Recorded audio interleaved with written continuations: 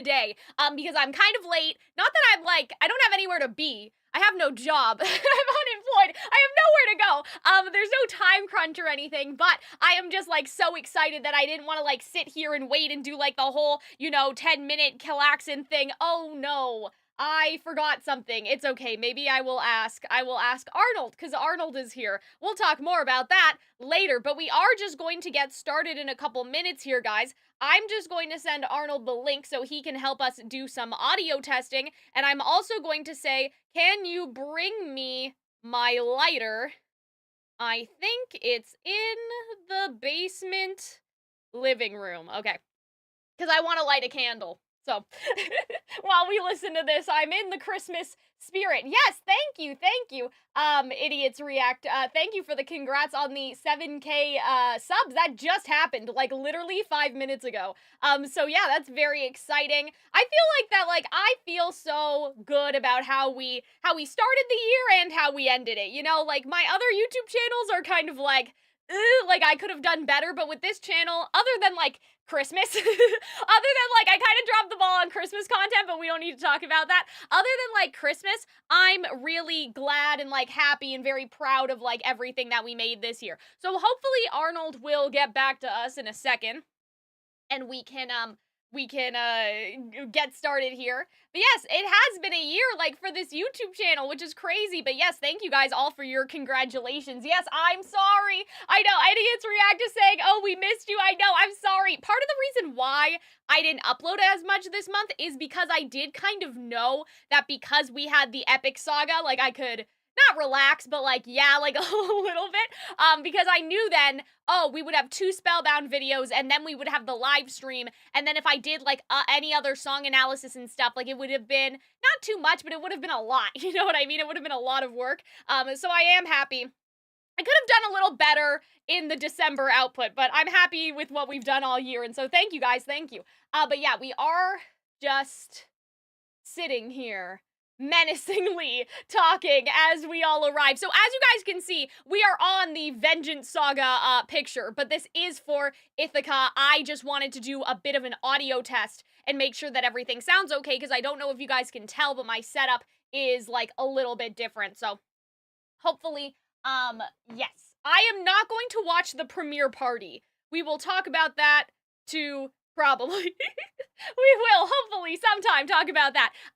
But no, I'm not gonna watch it with the visuals because it's my, like, personal rule that you should be able to understand what's going on in a song without actually seeing it. And so what I would like to do is either with Arnold or with Hunter. I haven't decided, like, who would get more out of the experience, but with one of them, I want to, like, react, to the full thing, like, from the very beginning and, like, the start of the premiere. Does that make sense? Or, like, not the start of the premiere, the start of, like, when the animatics started to happen. You know what I mean? So, like, the full thing, like, beginning to end, like, reaction, I kind of want to do that. So it's my personal rule that I don't like to watch the visuals now, but I've actually never seen them. So what I want to do is, like, have a blind reaction in, like, Arnold or Hunter. I'll pick one, and we'll see who wants to do it, but we will pick one of them, and they will have a completely blind reaction, whereas my reaction will be like, I know the songs, but I've never seen the animatics before. Does that make sense? So yeah, let us just play this, and you guys can tell me, like, do you think that the audio, as I am speaking right now, like, is this too quiet? Is this too loud? Can you guys hear me? It looks like it might be too loud.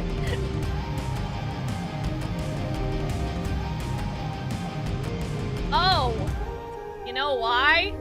Hold on, pause. Oh, shit. Okay, I think I can swear now. I think swearing's okay. Let me see. It's good. You guys are saying it's good? Okay. I'll take it. I wanted to do audio ducking, but it does not seem like my OBS has the capacity for that.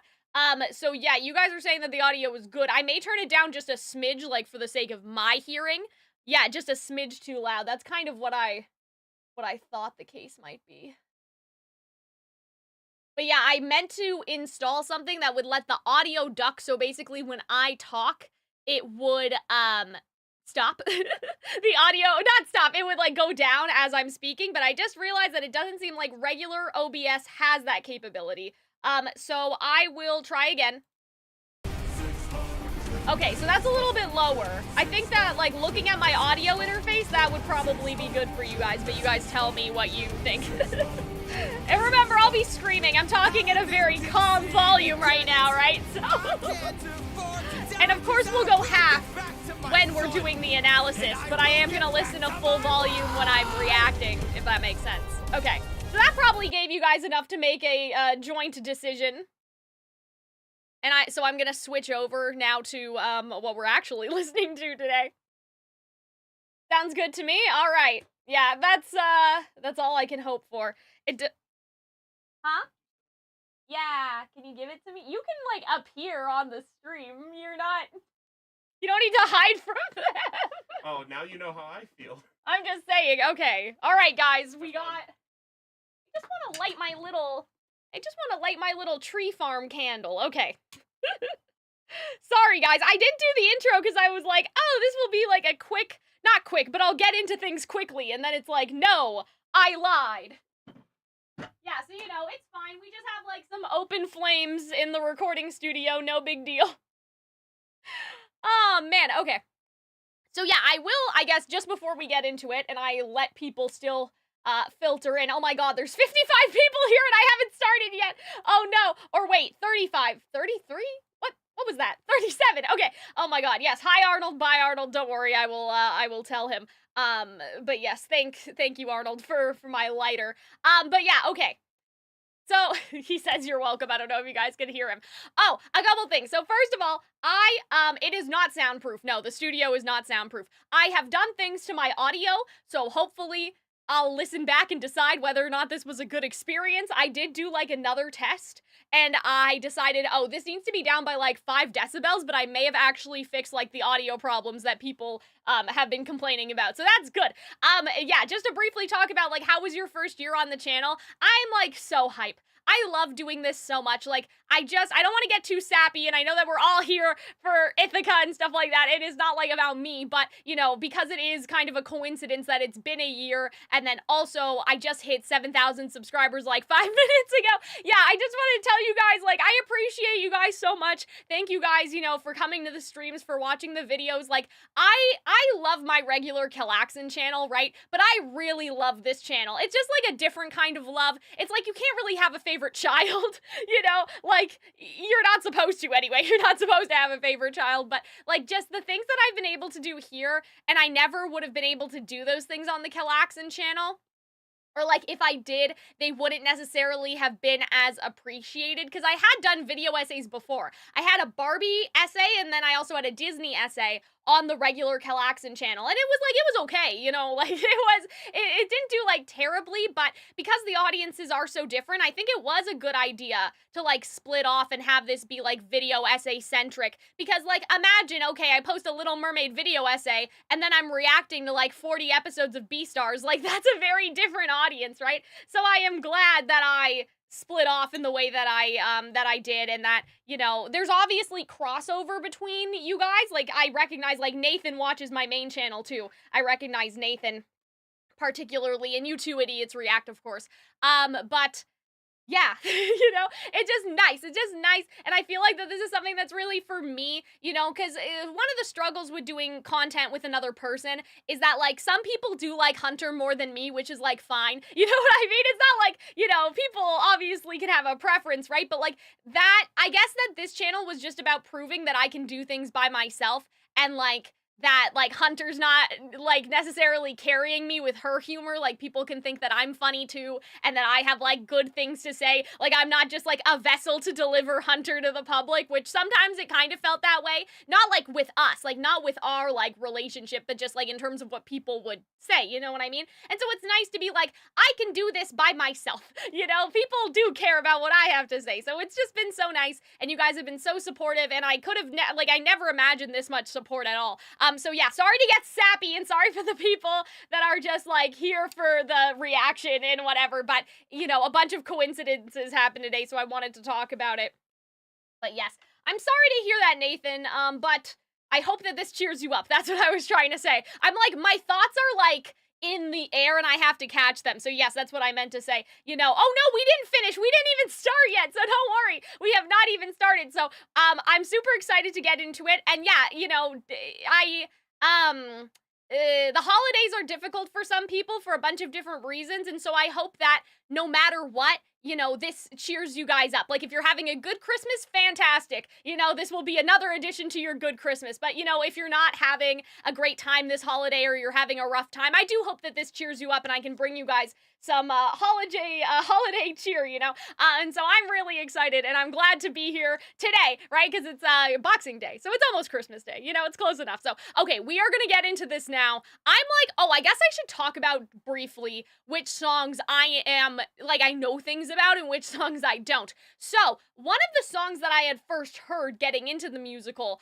was actually Hold Them Down, like the demo version. And so that's what, I don't want to say that's the only thing that interests me because it was Warrior of the Mind first, but the snippets of Thunderbringer and then that song, I was like, oh shit. I was like, oh, that's interesting, right? And so those are the two songs, like after Warrior of the Mind and My Goodbye, Thunderbringer and Hold Them Down were the songs that I like heard and I was like, oh my god, fuck, right? I was like, oh my god. And so that, I think I have heard the full song or I just heard the snippets. I don't know. I don't know how much would have been out at the time, you know? So yeah, that one I know, like, I know things because I was there. I was there. Everything else though, I don't know anything. Like, I haven't heard snippets from, like, any of these songs, and I think that maybe Jorge made them kind of secret on purpose, but yeah, that is, like, the lore. Mary Ithaca Saga, yeah, exactly. That's the lore about, like, how much I know. Was it the parody? No, it was the real one. I think it was the one that Jorge released when he was doing auditions, I think. So, it was the audition version of the song, and so I was like, oh, shit.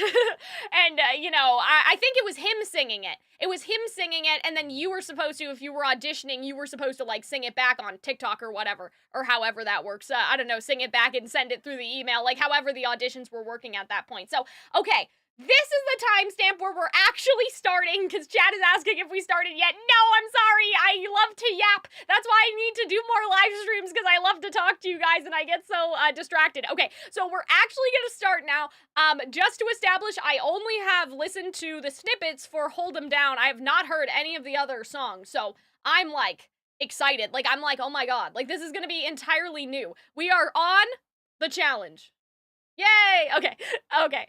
I shouldn't need to do 3, 2, 1 pressing play, so let's just go. Okay. Oh, Penelope motif already! Right? On the viola! Yay! Oh, that delights me. I love this, like, I don't know what instrument that is, like, but I love the strumming. Oh. I said I would choose as wait a minute. Okay. This person sounds familiar. I'm like, hello? Do I know this singer?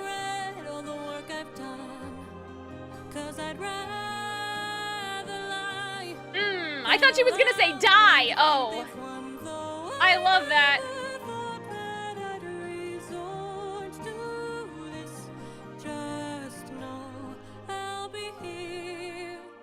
But I don't know how much longer since we saw that story. Oh guys, this fucks. This is exactly what I want. So close to our kingdom, it was far from the norm. Oh guys. Some kind of sign that my world is all about to change. Oh man, the descending. Oh, I like that.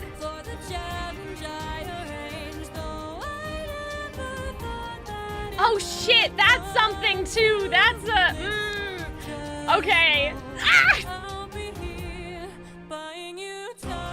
Oh, that was nice. Oh my god.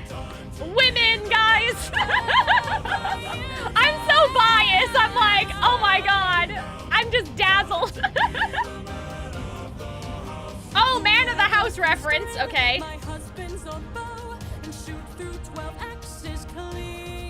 Okay.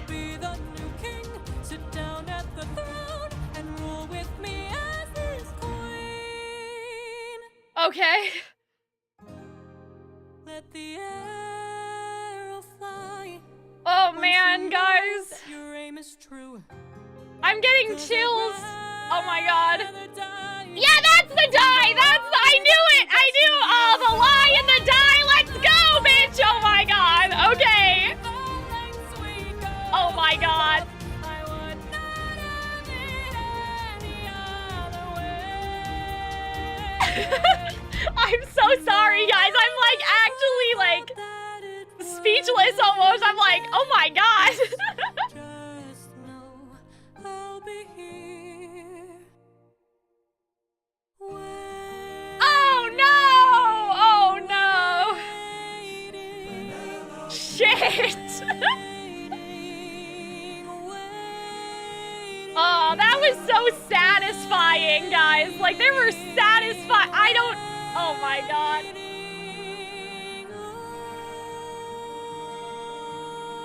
Oh.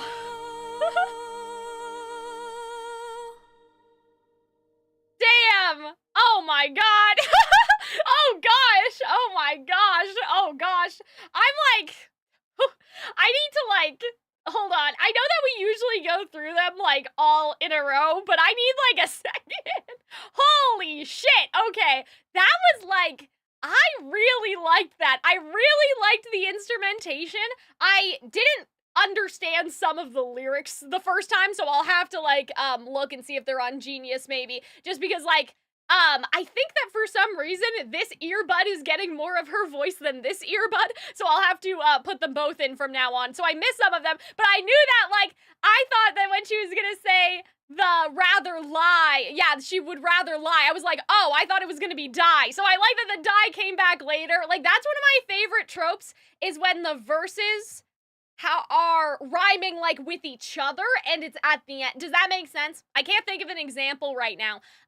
But yeah, like I love it when there's the internal rhyme in terms of the verses, but then two verses also end with the same rhyme. I'm like, yeah, let's go, boys. Oh my god. Okay, so listen. Okay, so here's the thing. So people had asked me on Twitter, they were like, Cal, you know, everyone wants to know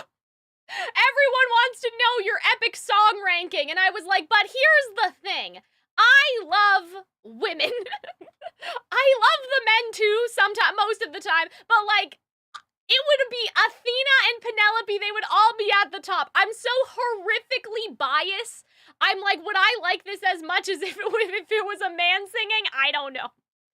That's like my not dirty little secret, maybe that's my like dirty little secret, is that like I listen to songs sometimes and I'm like, it is definitely like who is singing this song. I mean, I do think that the song is good compositionally, if that makes sense. Like, I do think that still in a compositional sense, there were a lot of interesting like melody, chord progressions and stuff like that going on. And so I still think that like compositionally the song is good. But do you guys ever feel that where you're like, it totally depends on who is singing this? That like, it heightens my... So I'm just like, Athena and Cersei, right? Athena and Cersei and Scylla, right? Like, and Penelope, they would all be at the top and it would be horrifically biased. So I was like, okay, I know that people want to see me rank the songs, but I need to figure out how to do it so it's actually fair, because it just, like, would not be fair. Like, it would not... She slayed, in my mind. She can do no wrong. Like, Penelope can do no wrong. I see that you guys get it. Yeah, you guys get it. Like, but yeah, like, I just, and you know, that's part of the reason why I love Athena so much, is that even though I do think, I don't know if you guys saw, but I did make a, analysis video for Warrior of the Mind, and I did have, like, some criticism of it, you know, and I talked about, like, oh, how would I rewrite this line, all of that sort of stuff, right? But, like, you know, it's sort of almost the same as when I talked about Spellbound. It's like, yes, we need to talk about how this works and how this functions in the context of, like, the thing that it's in, sure. But also, like, as someone that really loves musical theater, I also try to think of, like, but wait a minute, like, do we have a song like this, right, at all? Obviously, I would like more songs like this, right? But, like, I have not heard a song like the one that Athena has for a woman. I have not heard, like, the song that Scylla has for a woman, right? So it's one of those things where it's like, I can still criticize stuff like warrior of the mind and like talk about, oh, I think that this song could have done this better and that better. But I also think it's basically like Spellbound, if you guys watch the video for that. It's like, but also we don't like have songs like that, right? And so a song will get a lot of points for being something different in my mind, and something that like, oh, this is like my voice type. I would sing in this role, and I have like never been allowed to play this character. I have never been allowed to be a queen because I look like a child. You know what I mean? And so like Penelope, I think she has a very nice soprano like ish voice type, right? Where I'm like, oh, I could be Penelope, right? Penelope doesn't just need to be an alto. Like, the strong female characters don't just need to be altos. Like, you know, I don't know, Elphaba or whatever. I don't think Elphaba's an alto. I think Elphaba's mezzo-soprano. But you guys understand what I'm saying, right? So I'm just like, women, songs for me to sing that are about interesting political conflict. And so that makes me happy. So yes, trigger warming. Oh my god, warming. Trigger warning. Sorry. For Hold 'Em Down, because I do know what Hold 'Em Down is about. But yes. Yes, be cautious and don't listen to it if you already know that the content will, trigger you. But I guess, at risk of sounding insensitive, I'm really excited for this song, because I love villain songs. I know it's about, you know, but... Ah! Bitch! What the heck? Okay, hold on. I'm an alto and I cannot sing Elphaba. She must be a mezzo then. She must be like mezzo-soprano who can belt. I can't really belt, that's why I'm like, sad. I'm like, sad trombone. I'll never get to play Elphaba, sad. Yeah, and then meanwhile, I want to play Zeus, right? Chat is talking about Thunderbringers, the closest I've gotten to a bass song, so I feel you, and I'm like, yeah, and I want to sing for Zeus. I want to sing this song too, and it's too bad because I know how low it is, I've heard it before. Okay, so they're repeating the challenge.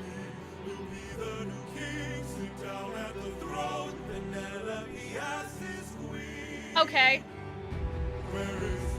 Ah, no, this again! Oh my god! Oh, but the manual take to wife, right?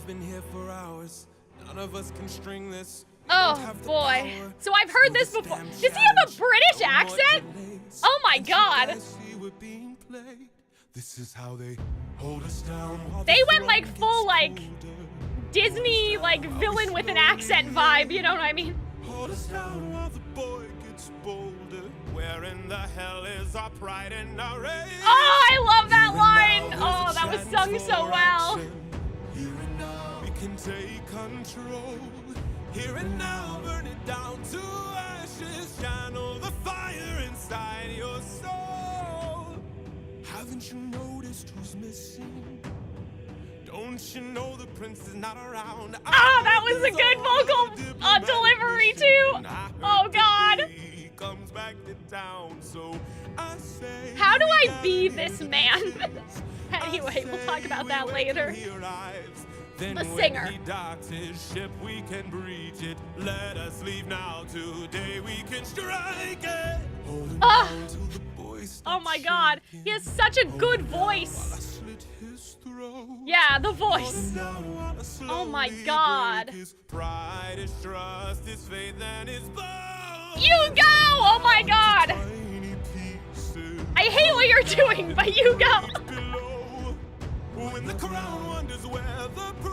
Oh man. Perfect. Perfect. Oh. The queen will have no one to stop us from breaking her bedroom door. Oh, I've heard that before. And then we'll hold her down. Oh, this sounds different now. Yeah, I've heard this before, but it didn't have the underworld sound. I think it did this time.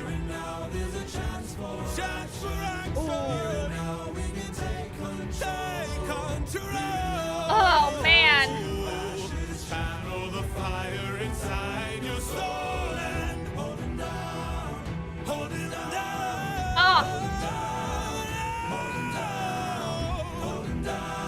This is crazy. Channel the fire inside your soul. Oh, shit! Oh, wait! Oh, no! That's hilarious! Wait a second! I think I just realized why the underworld sound was in there. Wait, hold on. I'm like, wait a minute. Was the implication that Odysseus came in, like, around this point? Obviously, that was him at the end that he shot, but there was a musical cue that came in around this time. Hold on. Taking her love and more. Where was it? And then we'll This one. the gate is open. Yeah! Oh my god! Wait! Okay. Wait, is it Poseidon? Is it Danger Lit motif? Hold on. Yeah, I don't mean underworld like the underworld motif, but like the underworld, he was there the whole time. Oh, okay, so he was in the walls. By underworld, I mean like the underworld like instrument, if that makes sense. So like, I don't know what that like very high pitched like vocal choir, I don't even know if it's an instrument. It may be like people.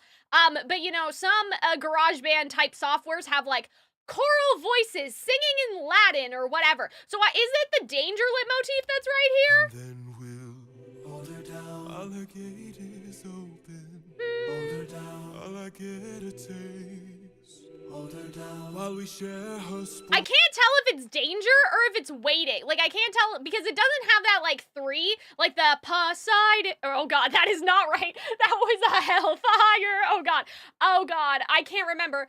Captain, captain, captain, captain. I guess captain is 2 syllables. Hold on. And then we'll Captain. Oh god, captain.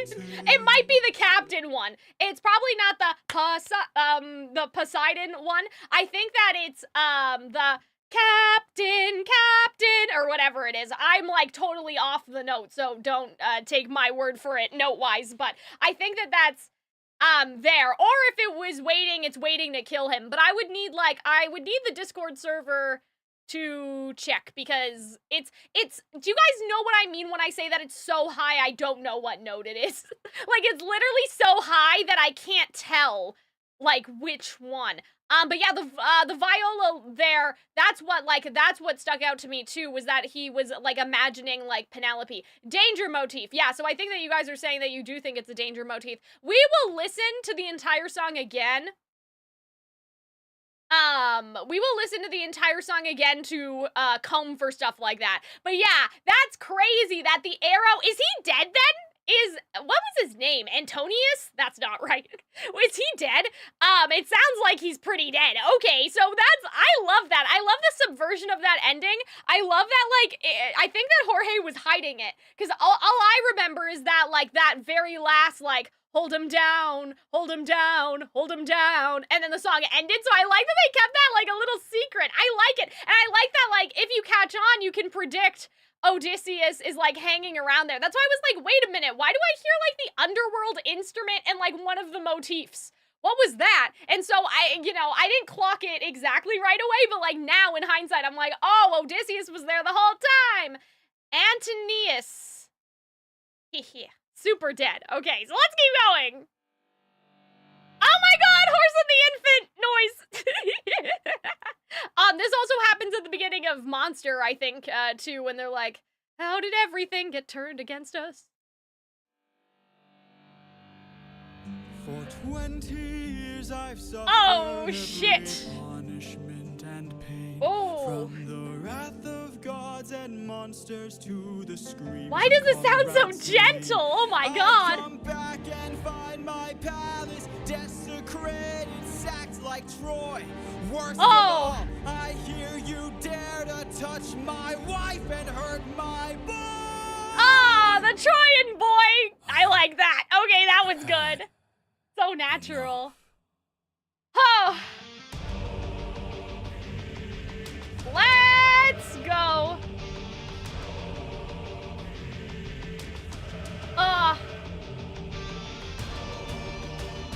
I'm not sure what the choir is doing, but oh man. God, at the edge of the unknown. Who's that? Is that still Odysseus? Somewhere in the shadows lurks an agile, deadly Oh no, I think it's the suitors, okay. We have the advantage, we've the numbers and the might. No, you don't understand it. Oh, okay. This man plans for every fight. Oh shit! They're like, Odysseus is back and we suck, bro! I love that! I love that the suitors are talking about it! Like, they're like, oh shit! Like, the legendary Odysseus is back! We're so fucked! Where is he? Keep your head down, he's Oh. aiming for the torches. Our weapons, they're missing. He's using the darkness to hide his Oh, approaches. I love We're this! empty-handed. And I can Up imagine against how the it would be odds. Our only staged chance in is my to strike head. them in the darkness. We know these odds, the odds can't be tilted. You don't think I know my own palace? I built it. Ah, shit! Oh my god. I'd usually find a line like that, like, kind of corny, but I love that here. I love it here. Oh, king, our leader is dead. You've destroyed the serpent's head. Now the rest of us are no longer a threat. Oh, okay. Oh, king, forgive us instead, so that no more blood is shed. I don't think so, Let's have bestie. open arms instead. Yeah. No, did he say open arms instead? Fuck you, bestie. Absolutely not. What are you talking about? Damn, he's more cunning than I assumed. While we were busy plotting, he hid our weapons inside this room. Yeah. I find it hard to believe that the sharpest of kings left his armory unlocked. So what? Now that we have armed ourselves, let's make the bastard rot. Unless it's like full of fire or something. I don't know, like, light it up, I don't know. I'm like, why, oh, Athena? Wait a second. There was, oh, legendary, yeah, legendary. Throw down those weapons, and I ensure you'll be spared. After seeing what the king will do to us, we wouldn't dare. Oh, I don't want to hurt you, but trust me, I've come prepared. oh, Your very Telemachus. presence is doomed the king, young prince. We don't fight fair.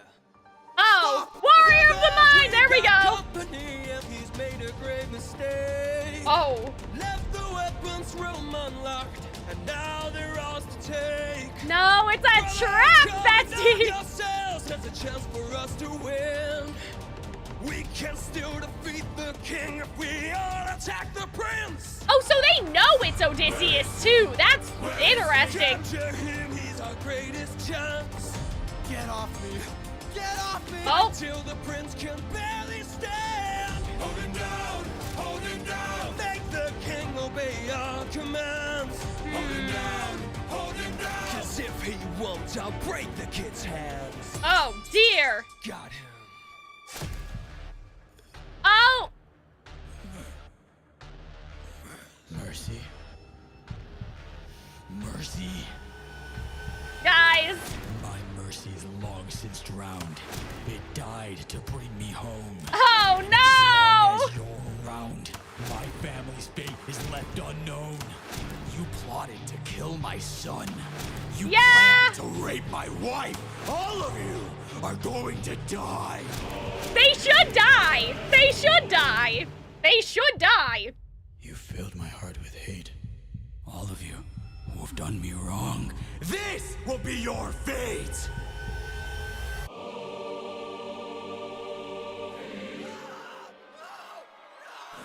Oh, I can't tell who's screaming though. I guess it's just the suitors. Like, you know, ruthlessness is mercy. Yes. Oh gosh. And then also, oh yeah, what I was gonna say was like, mercy is when people are can be negotiated with. These guys cannot be negotiated with. You know what I mean? I would have to like think about like how this saga like thematically tracks with the rest of them, but I'm assuming it's like, well, Odysseus did learn. He learned to be ruthless when the time calls to be ruthless, and he learned to have mercy when the time calls for mercy, and like this time just happens to call for ruthlessness, right? So I think that makes sense to me. That all tracks. You know, they deserved it, right? Unlike the Lotus Eaters who Odysseus was like, let's kill them, and then Polites was like, no. Right? Like, I think that the lessons that Odysseus has learned, they make a lot of sense with this ending, right? I hope that people wouldn't see this as Odysseus regressing. I think that, like, this saga probably does have the balance, right? We'll see the balance when he reaches his family. But these guys didn't deserve the mercy. You know what I mean? It did sound like Telemachus had Athena, so I'm glad Athena's not dead. So that's fun. Hopefully we'll hear her. But yeah, I thought that was a great song. That's definitely one we'll have to comb through a little bit. Yes, exactly. Moderation. And we've talked about this before, and I've talked about it in my epic video that I made about Warrior of the Mind. But like, Greek philosophy really valued the idea of the golden mean, right? And so that's like, if you're a coward, that's bad.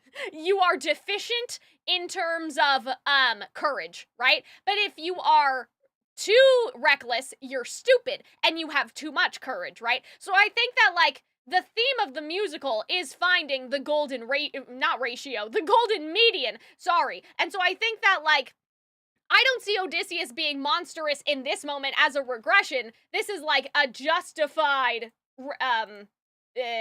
monstrousness.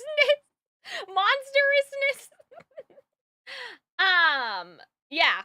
You know, and like, he talked about all the hate he has inside of his heart. I'm assuming that, like, the vibe that we're gonna get is, like, it's not like being with his family's gonna fix everything, but now he can, like, learn to heal again with his family, and he's not just in constant combat all the time. He'll still be a merciful king. He's just, in this moment, like, why would you give these guys mercy? They plan to kill your son and, like, you know, do an act of violence against your wife, right? So, like, they should have died. Yeah, like, you know?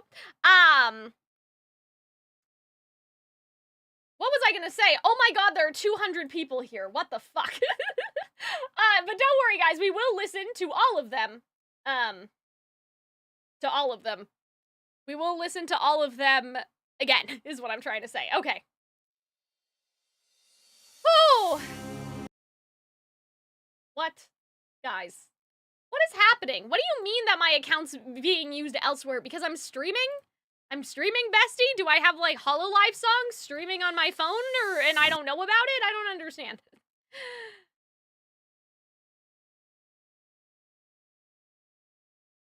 Now my computer's broken. Uh-oh.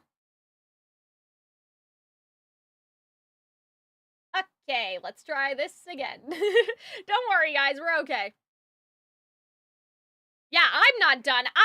Okay, so people still comment, like, Cal, Wish has been out for a year now. Why are you still talking about it? And, like, I am not going to be done with Wish until I cover every single song. Like, I am not gonna be done. Like, I am not gonna finish until I'm finished, right? That's how I also feel about Epic. Obviously, this is a concept album, so, you know, it's a little bit different. I don't know if I'll literally do all 49 songs, right? But, like, as long as people are interested, I'll be here. I would like to talk about every single song. And if it goes on long enough, like, every single song, and then compared to, like, the concept album to, like, whatever official thing comes out, right? So yeah, don't think that this is the end of the stream, you guys, at all. The end of the stream, the end of the dream, the end of our journey is what I'm trying to say. The end of our journey together, because I've only done one formal song analysis about Warrior of the Mind. I have a lot of other things I'd like to do. I've considered, like, oh, what if I did a full video about, like, how I would, like, rewrite certain things in terms of, like, the musical. You know what I mean? Like, if I had said, like, oh, let's do an entire video and go saga by saga and talk about, like, what I would change and then whatever.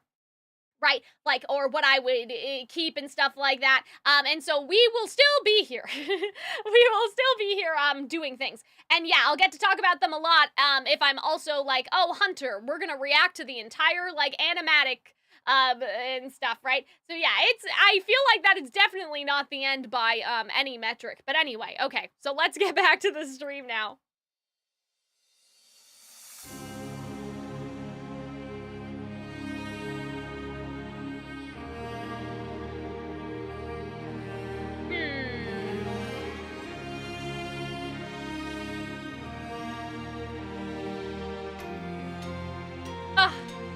I love, like, Father?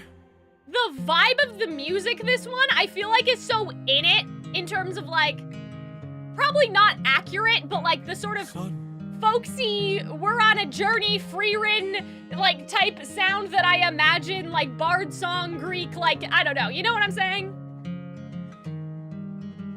Like, I feel like this is more in the pocket than the Wisdom Saga.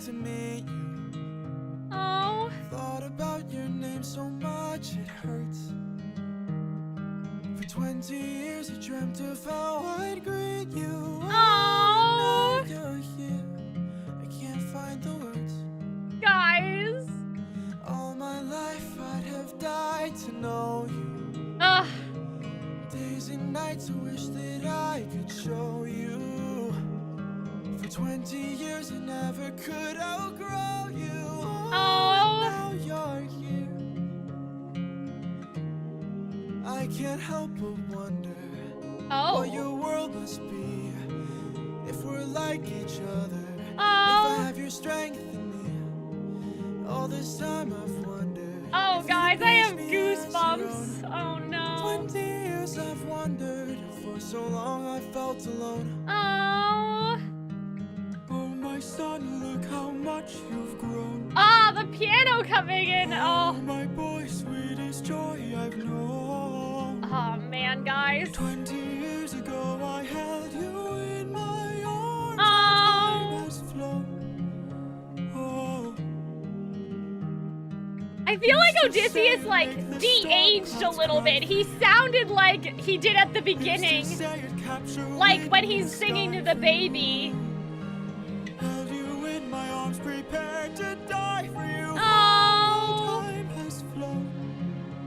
Yeah, it does sound like Just a Man motif might be in here. What your world has been, things you've had to suffer, and the strength you hold within. All I've ever wanted was to reunite with my own.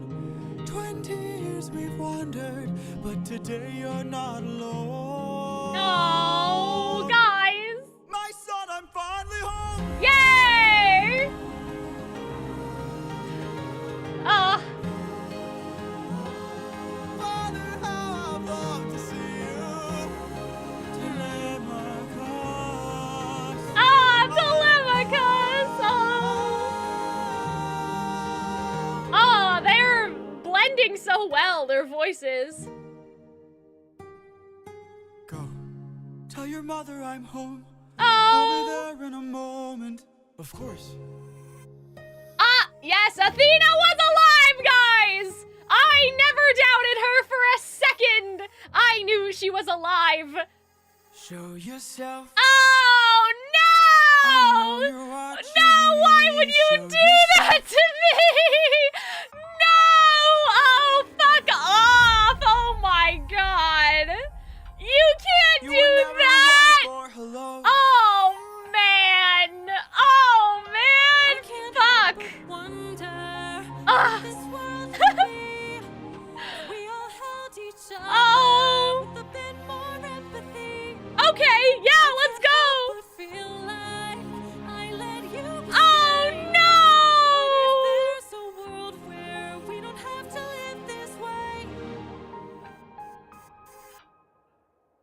Oh man! If that world exists, it's far away from here. It's one I'll have to miss. For Oh. it's far beyond my years. Might Oh. live forever, so you can make it be. I love I've that! got one endeavor. There's a girl I have to see. Oh. Very well. I love that. I kind of love that, like, She's waiting for you. oh boy, oh man, to bring back Athena like that, holy shit. Oh my god, I'm gonna actually cry. Oh boy, I like the idea that, like, Odysseus is like, listen, I love it. Like, I love your idea, but I'm too old for this. Like, I am literally too old. All I want to do is live out my years with my family. It is sort of too late for me, bestie. Like, it just is. It's just too late. And so, to me, the implication is that maybe Telemachus will take that role because he is, you know, a kinder soul, and Odysseus can teach Telemachus the middle ground, right? Like, he can teach, you know, Odysseus can teach Telemachus not to make the same mistakes that he made. And so I always like to imagine, like, what happens after the show is over. You know what I mean? Like, I always like that, and I think that that's usually, it's very circumstantial, right? Like, it depends, but, like, usually that's the mark of something that told a very, like, fulfilling, like, full story, is that if you can imagine what happens after, which sounds like counterintuitive, because why are you imagining what happens after if you got all the story in here? But I feel like that it's a sign of, like, a good world. Like, Hunter and I talk about it all the time, and I can't remember the exact wording that she uses, but, like, if you can imagine what happens next in the story, that makes that, like, it's so fulfilling, like, to the audience. You know, even, like, with something like Wicked, right? You can imagine what happens to Glinda and Elphaba afterwards, right? And so I feel like Telemachus being the new warrior of the mind and learning from Athena and from Odysseus, like, that makes a lot of sense to me, and you can see how the journey would keep going. Like, the Telemachus story, right? And, like, how they'll change the world together. And, like, you know, that idea that it's not too late for Athena to change. And I really like the arc that Athena has gone through. I'm glad that I'm pretty sure I was right about it. Like, in my analysis of Warrior of the Mind, I did call some things about Athena's character, and I think that those things, like, still hold up now, and so that's good. It's always good to have the full musical to analyze, though, so that's too bad. Like, that I analyzed Warrior of the Mind before we sort of knew the end of the concept album, because I would have had, I think, more to say. But in terms of, like, how Warrior of the Mind has aged now, like fine wine, I do think that, like, it projected a very satisfying, like, character arc for Athena, and I think that it's very interesting. You guys are talking about the Jernussi? Or the oh, no, not Nussy, Geronisi, I guess, Odyssey, not, stop it, don't look at me like that, don't, what was I gonna say? I don't remember, I forgot. But yeah, like, I think that my Warrior of the Mind analysis still holds up. So if you guys are liking this stream, go watch the video. But go watch the Warrior of the Mind analysis after we're done. But I'm so pleased. I'm already very pleased, and I can't wait to talk about again how much pleased I am as we get into, like, the last song, because I'm very glad, even though, again, there's one line I want to change in Warrior of the Mind. I say that as if I have creative control. There's one line that I would like to change if I could have, you know, anything in the world or whatever. And so, yeah, if, like, that line getting changed is, like, the only thing that, like, stops Athena's thing for me from being, like, completely perfect. Otherwise, I think by the time the Wisdom Saga rolled around, I think that Jorge knew the theme that he wanted, right? And so then, like, everything sort of progressed. But, like, I think that, like, Warrior of the Mind and how it flows into all of these other things is very strong right now. Like, it's very satisfying how things have ended off here. And so if we just get that one little line changed, I'll finally be happy. But anyway, let's keep listening. Of course it happened again.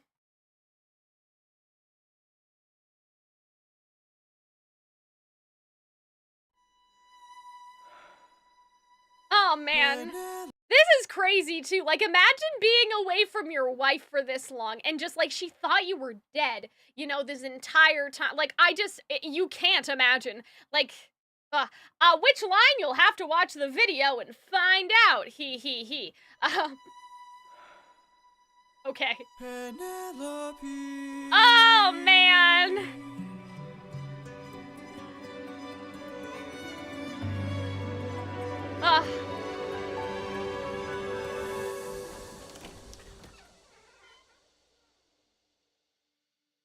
Is it you? Oh. Have my prayers been answered? Is it really you standing there? Oh, Or man. am I dreaming once more? You look different. Oh, well, yes. Your eyes look tired. Well, yes. He's tired. Your smile torn. Oh. Is it really you, my love? I am not the man you fell in love with. Oh no! I am He's the not, man but- you once adored. Well, that's why it's when you fall in love with me again. Oh my god. Gentle husband, Oh.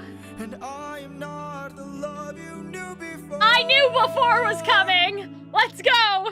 Would you fall in Aw. love This is a great thesis for this song. with all I've done?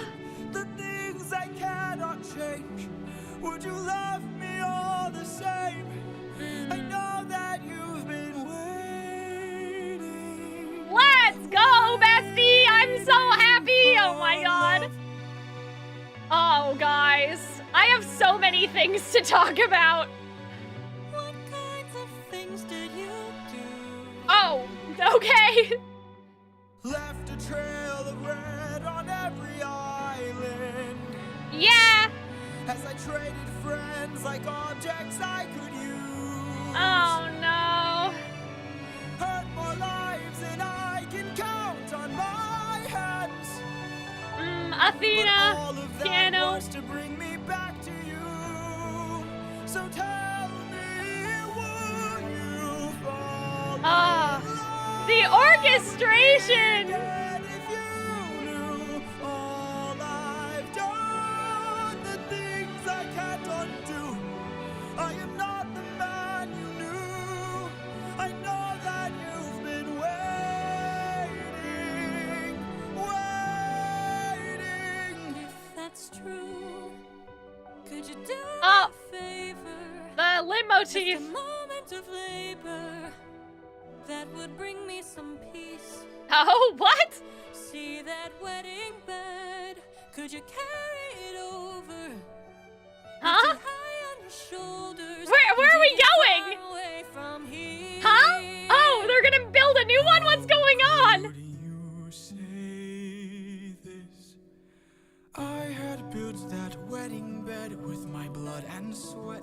Oh, she's just checking if it's him, I think. Carved it into the olive tree where we first met. Yeah, it's just a test, I think. Love everlasting. Damn, he's so insulted! Oh, God. The only way to move it is to cut it from its roots. I'll be my husband. Oh! So I guess that makes it Good job, Penelope! You're so smart! Oh my god. Yes, now I'm remembering! This was in the book. I will fall in love with you over and over again. I'll talk about it after. When, no matter how long it's been, you're Oh! gone. Don't tell me you're not the same person. You're always my husband and I've been waiting. Oh!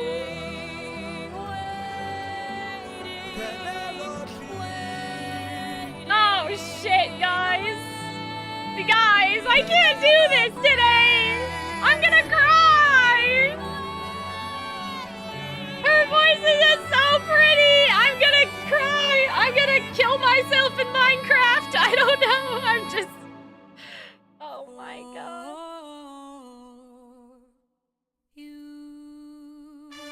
Oh, wait! Was that the full speed ahead thing? Like he's finally home, you know what I mean? So it's like a full circle. Oh my god. Ah! I love this. This is such like Kingdom Hearts March of the, like, at the end of KH1, the trumpets and everything. Oh my god. Oh, fuck. How long has it been? 20 years. I love you. Oh, guys! What the fuck? How could they do this to me?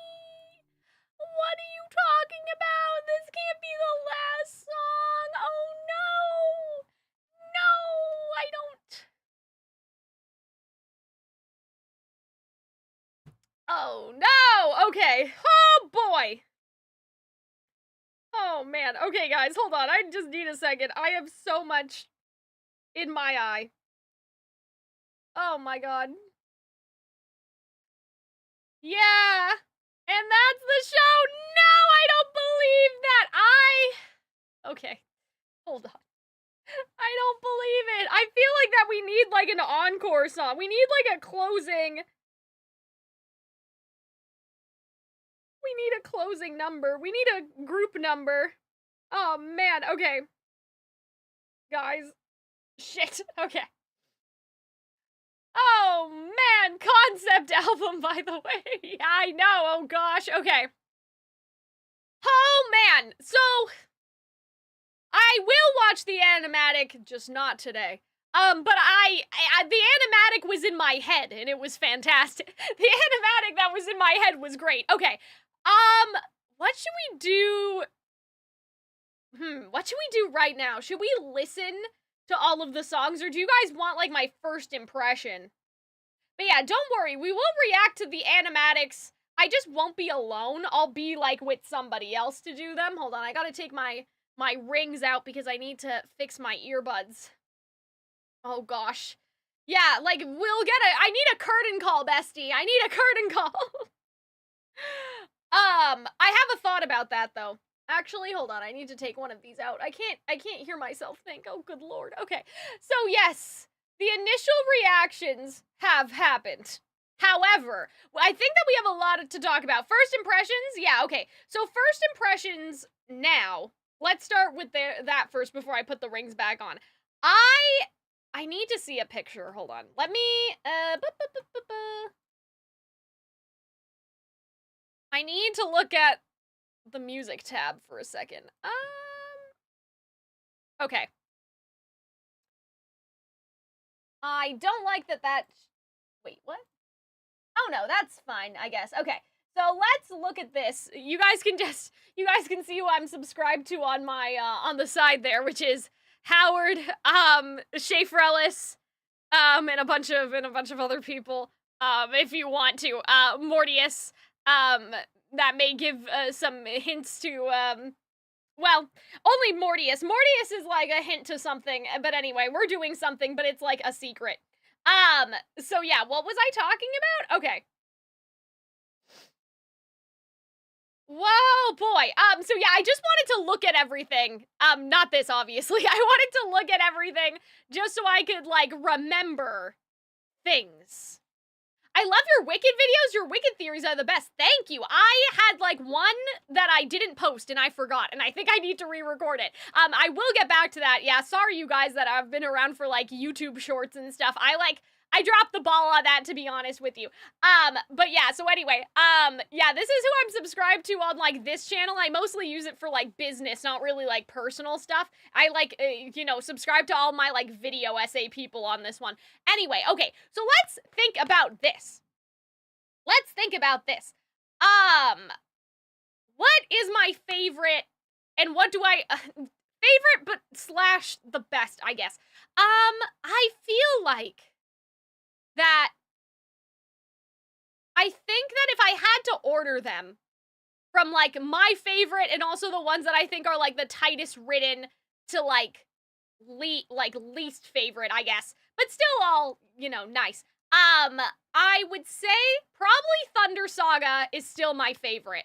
Then I think Ithaca Saga, and I'll explain why. I don't think it's just recency biased. I think that that's just true. Cersei, Vengeance, wait, no, hold on, Cersei,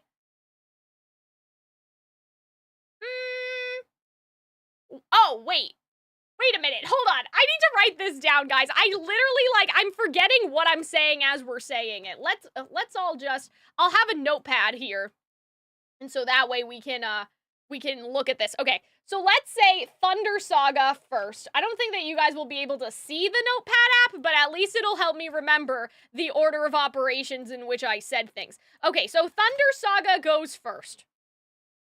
Ithaca Saga, I think, is second. Wisdom Wisdom? Yeah, Wisdom Saga, Cersei.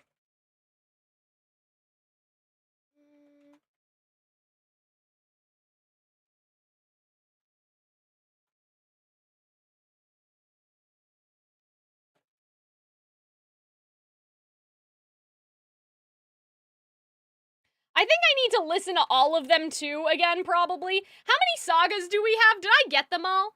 Hold on, let me see if I can... Actually, no, I can't do that. Never mind. Oh, I have an idea. This was the song text from karaoke last time. So why don't we erase karaoke and then put that right there? Is that all of them?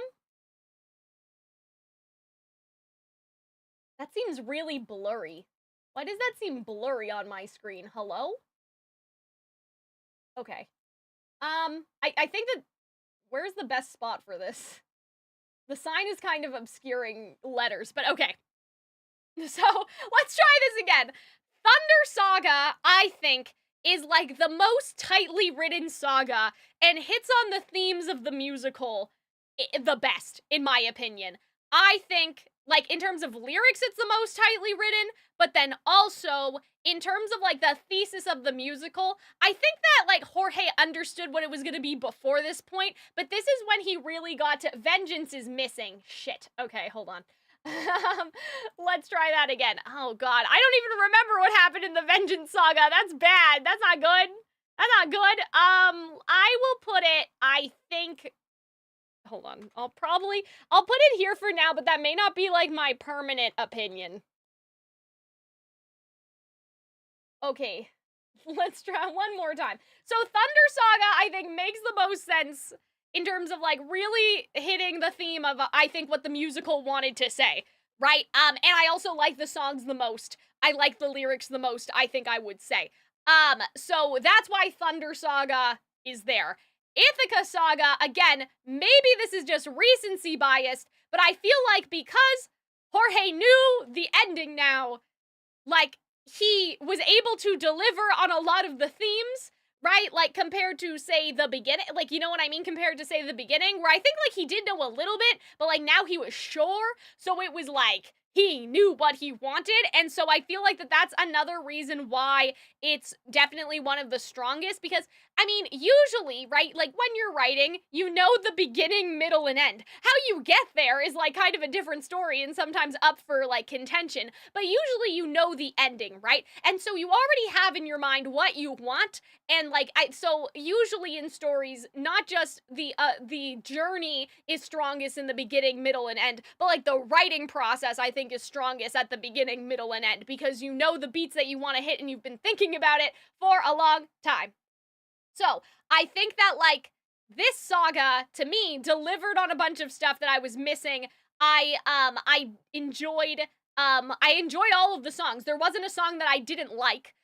There wasn't a song where I'm like, I'm never gonna listen to this again, right? And so I think that Ithaca is definitely up there where I'm like, I'm not gonna skip a single song. And, like, it's hard because I try to separate, like, my personal favoritism from, like, I think that this delivered on the theme best, but I think in this case it overlaps where I'm like, yes, I love women, but the women aside, I think that this still delivers in terms of being, like, a very punchy finale. The only thing that I'm sort of, like, missing from it is the curtain call, you know what I mean? But, like, that's just, it's a concept album. We don't need a curtain call yet. And I have a feeling that the beginning of the musical, if I had to guess, is going to be rewritten a little bit, and so it makes sense that, like, Jorge would not make a curtain call right now. Like, you know what I mean? He wouldn't do that because I think that he will probably go back and rewrite a couple things for the Troy Saga, but that's just like a crack theory. He hasn't said that he's going to do that. I just have a feeling that that will happen, and I'll talk about why later. Wisdom Saga, I think, again, strongly delivered on a bunch of things that, like, personally I had been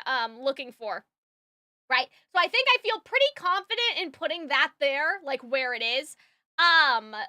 Yeah, like, I think that, like, honestly, the Underworld, Cersei, and Wisdom could, like, change spots depending on the day, but I think that, like, that's okay for now, because the Wisdom Saga did a lot for, like, Athena's character, and I think, and this may be something that, like, gets explored a bit more, like, revisionally, but I wonder if they'll try to, like, I don't know. I don't know if they'll do, maybe too long at that point, but I wonder if somehow we will check in with Penelope more frequently, and, like, if Athena and Penelope will sort of be, like, side B. You know what I mean? Because side A is Odysseus, side B is, like, Athena, Telemachus, Penelope, like, in terms of how the perspective split. So I wonder things. Anyway, Circe Saga, I love the Circe Saga. I love Circe, so that's why that one's there. But I feel like, again, thematically, we knew where we were going. Yes, Underworld, again, this is all, like, could switch it. I don't like Monster that much, but I really like the other two songs that are in the Underworld. Cyclops, yes, I think Cyclops is better than the Troy Saga, just in terms of execution on certain things. I think for a lot of people, Cyclops is last.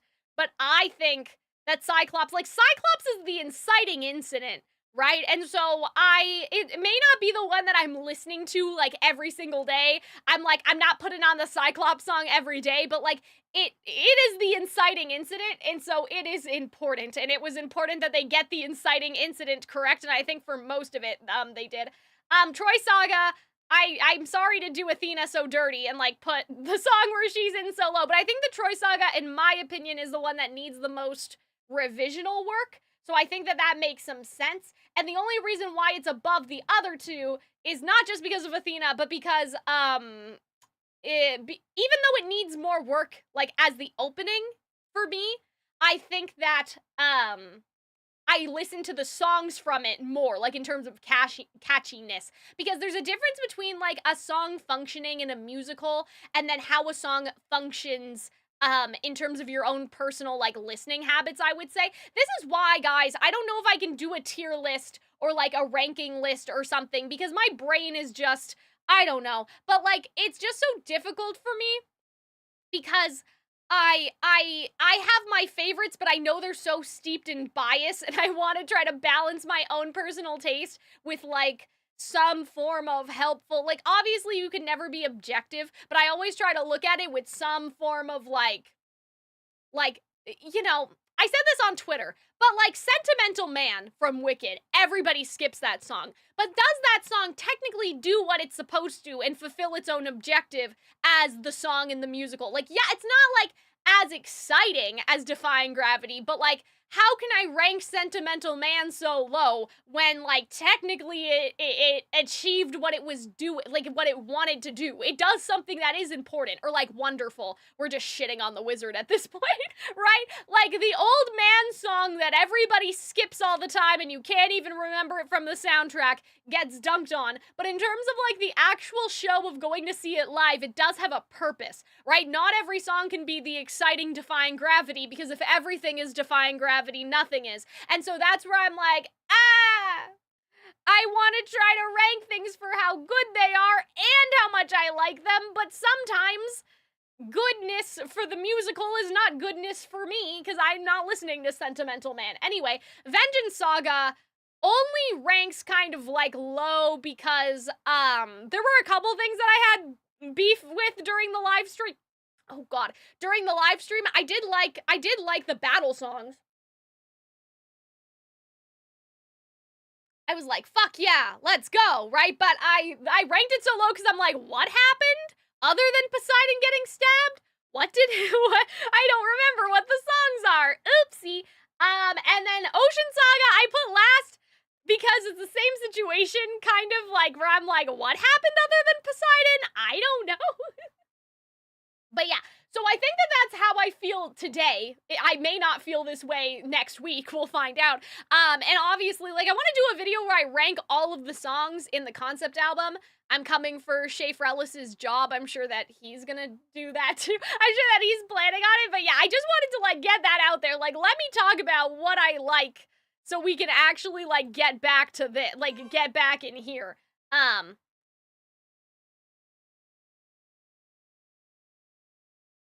Yes. Okay, so I think that now, yeah, I feel like there are no misses. I feel like that there are no misses here. I don't think that a single song, maybe there's like internal misses, maybe there's some lyrics where I would like kind of side eye and be like, what did they just say? But like in terms of like musicality, I feel like that there was nothing that I'm like, why the fuck is this here? I think, you know why? Vengeance Saga, we had a very long conversation about how to fix Calypso. Whereas with this, I'm like, I don't feel the need to have a type of conversation in that vein. Cause I'm like, let's fucking go, bestie. Like, let's go. Yes. Okay. So yeah, I feel like that there's nothing really that I'm like, we need to go back. We need to change this. I'm gonna look up the Genius lyrics. But yeah, like I think that seeing the ending only makes me want to like ever the more so, what the heck?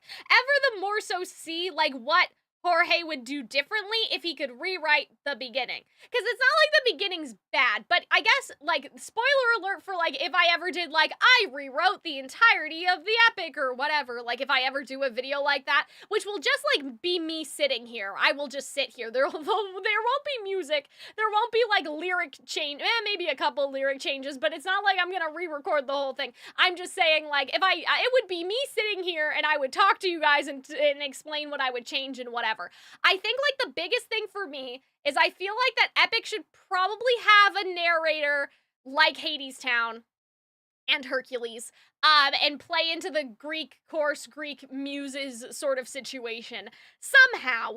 I feel like that the musical would benefit from that, because here's, I guess, my hot take at the moment, is that I feel like that what's missing from Epic is an opening number that establishes the thematic question in a more traditional way, and then the finale number, right? Like, we're kind of missing the bookends in terms of the traditional musical theater route.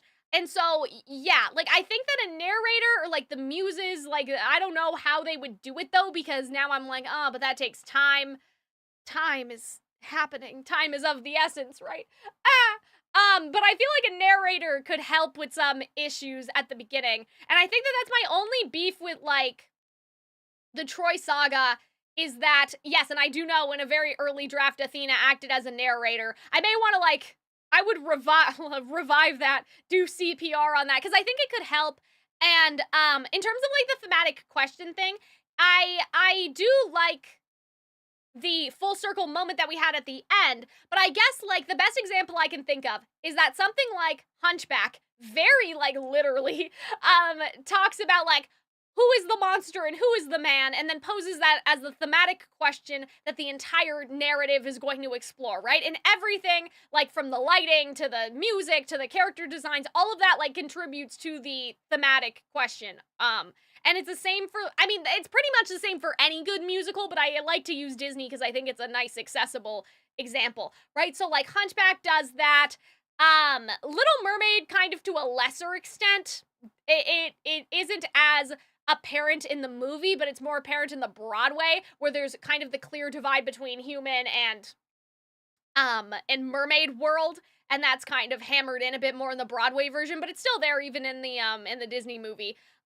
And yeah, Beauty and the Beast, obviously you have Belle, but you also have the prologue narrator who sets up the thematic question of who could ever learn to love a beast, right? And then at the end of the musical, you have Tale as Old as Time, which is answering the question of who could ever learn to love the beast. It was Belle. Yay, right? So I don't know how exactly I would change the Troy Saga right at this second in order to, like, facilitate that thematic question a bit more. Because I think that, because somebody asked earlier and I missed it. I'm so sorry. There's so many people here. I'm a little overwhelmed. Somebody asked, like, what the ultimate theme of the musical is. I think that the theme, at least to me, and this is, I'm like, is the theme here, or is this what I think the best theme is? But I think that it is here. It's not as much here as I would like it to be, but it's definitely still here. Does that make sense? You know what I mean?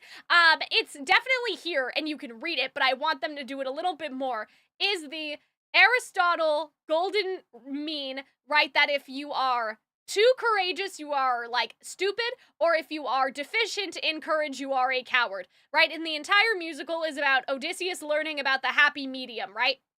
So I would say that the entire Troy Saga, it takes a long time to get there, but you have Polites establishing the thematic question of, like, one end of the extreme, like open arms, right? And then you have Athena, I guess here's polities. And at the other end, you have Athena, who is like ruthlessness, right? And then Poseidon gets mixed in there in order to help continue to teach the lesson, basically, right? But I would say that, like, even though Poseidon is the villain, ideologically, Athena and Polites are the opposite ends of the spectrum, right? So it takes a long time to get there, because basically, like, the entirety of the Troy Saga in 5 songs is setting up the thematic question. The problem is that usually in a musical, we'd have that set up in 1 song, even if it's like a long 6-minute song like Hunchback, right?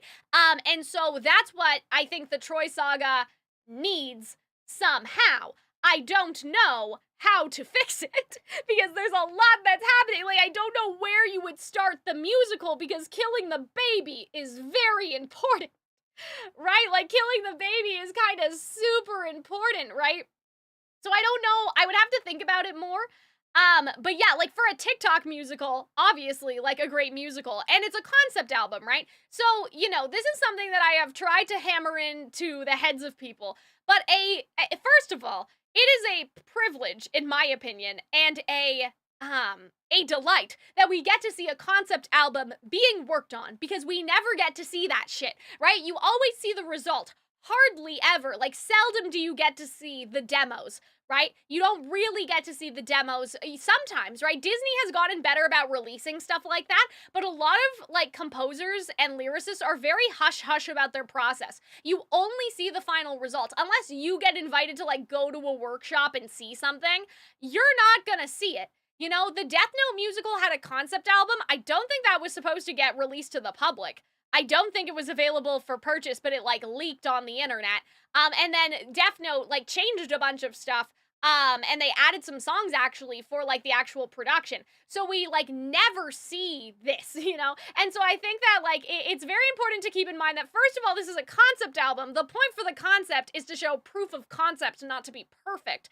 The second thing is that, you know, it is a privilege for us to be able to experience it as artists, I think, because then, you know, we never get to see this stuff. It's so important to see how the process happens, because it's shrouded in so much secrecy. You know, even like musical theater school and stuff like that. It wasn't really until musical theater school that I learned a lot of the thing. Well, that's the point of going, right? But, like, I didn't know about probably 90% of the things that I know now, because nobody talks about it. It is locked behind that paywall. It is locked behind, you know, $200 textbooks. It is locked behind talking to, like, lecturers that don't, like, you know, that don't capture their process on YouTube, but, like, their lecture material is in a library, like in New York or something, and you have to go there physically yourself to see the Sondheim archives, you know? Like, I think that, oops, I just got some water on my face.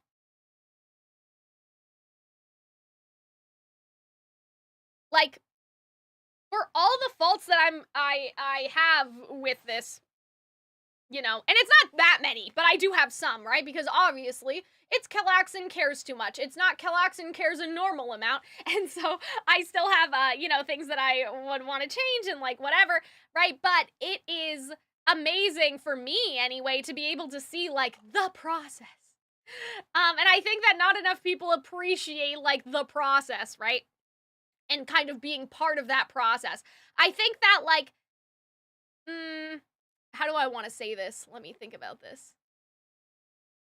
I think that some people forget that it's a concept album, and that's, like, part of why, and I think that's, I mean the fans. I think that the fans forget that it's a concept album, and sometimes, oh my god, let me go back. I think that the fans forget it's a concept album and treat it as though it is finished sometimes, and that can be bad, because it makes it seem like that the fans think that the show is exempt from criticism, right? But in my experience, at least posting the content that I've made, I feel like that I've had a good experience, and that most of the people I talk to do understand that, yes, it's a concept album and things should be, like, worked on and things should be revised when they need to be. So, yeah, what started this conversation? I can't remember. I don't know. Something did. I'm sure that something did. I'm just glad to be here, I guess. I think that that's what I was trying to say. And then also, like, it's a concept album. A concept album was never really supposed to be for, like, this many people, like 1 million people to give their thoughts on.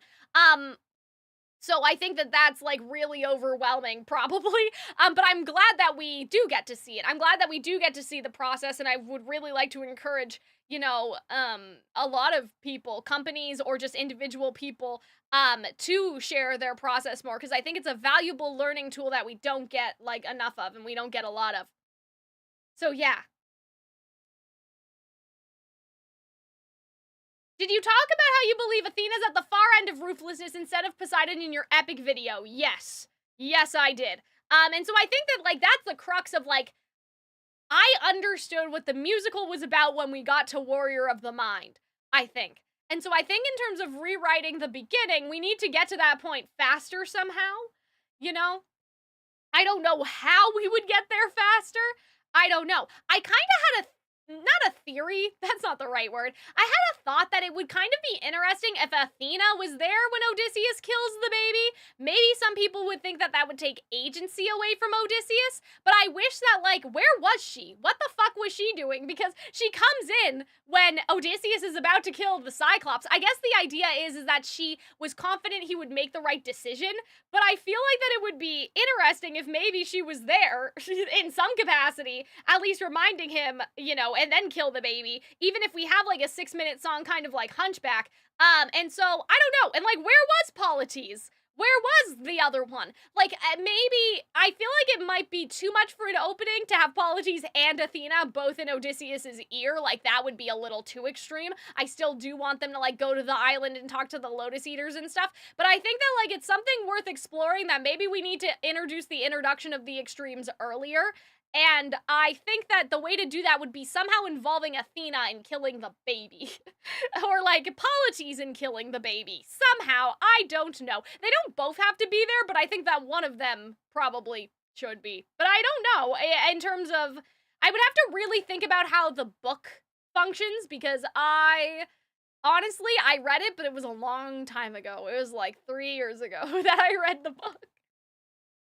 I don't even know if I read the book. I think I may have read a play that was based off of the book. Do you know what I mean? For school. I don't even know if I did read the book. It might have been a play. I mean, his agency was taken away when Zeus threatened him? Yeah, that's true. That is true. Like, Zeus is there. Like, Zeus was chilling. He was not chilling, actually. He was very, forceful with his opinion. So, yeah, that's true. That's true that Zeus was already there, too. So... There's an animatic where someone depicted Warrior of the Mind happening right before Odysseus kills the baby. Yeah, like, that's what I'm thinking about.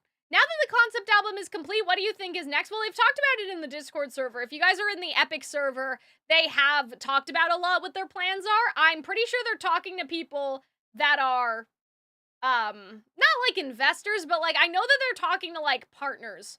You know what I mean? Like, they're talking to, like, companies about, like, what to do. I think that we're gonna see some merch. Probably. I think that some merch is gonna roll in. I think that, like, maybe the Cut Song Saga will probably happen.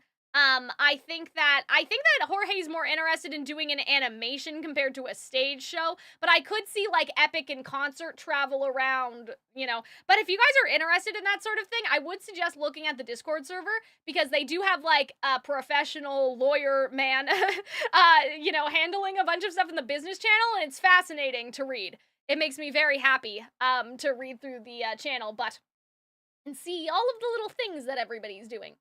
What type of songs do I write? I write mostly, like, musical theater style. Like, I won't say that they're all musical theater songs, but I'd say that they're, like, musical theater style songs.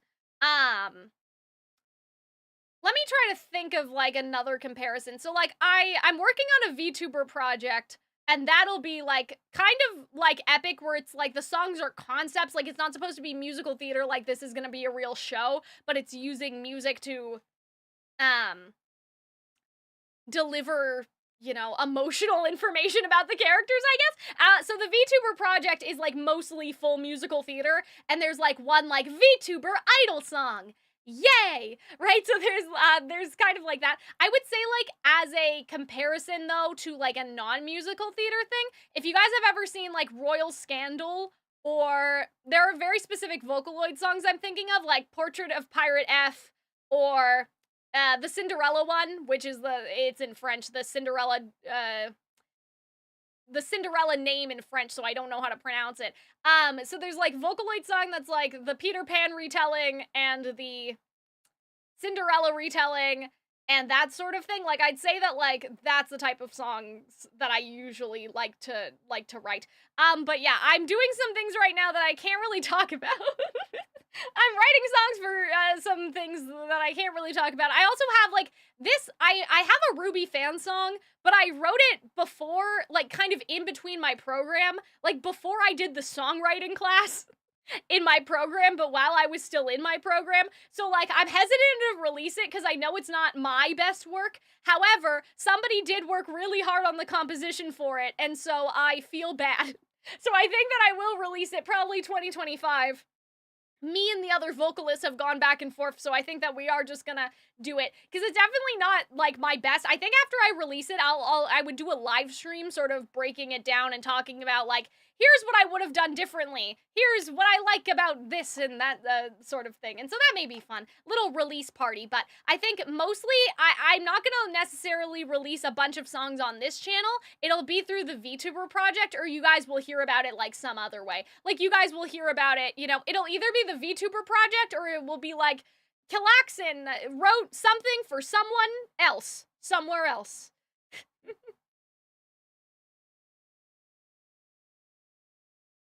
I don't know, like, I won't say nerdcore, because I don't really, I like a more, like, a plethora more of instruments that nerdcore usually has. But yeah, I like writing songs for, like, things like Ruby, you know? And that sort of thing. But okay, we are so off topic, guys. We haven't done our second round of the songs yet. We're not done the stream. We have to listen to all of the songs again. We are, like, not anywhere close to done. But yeah. So let's listen back and see what we can find. Okay, so that's the Penelope lip motif. Good job, everyone.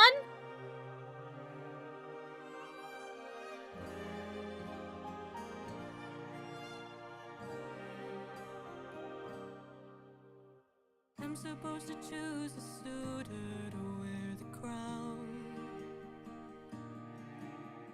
Okay, I'm sorry. Why? This kind of reminds me of the Coldplay song. Like, I used to rule the world. Da-na-na-na-na-na-na. Are you gonna use any of the songs for auditions? I can't, unless Epic releases sheet music at some point. So maybe sometime, but no, not in the near future anyway. I think they're working on that, but we'll see. I just want to listen, because I hear either the waiting motif or the captain, captain, captain, but I don't know. I don't know which one it is.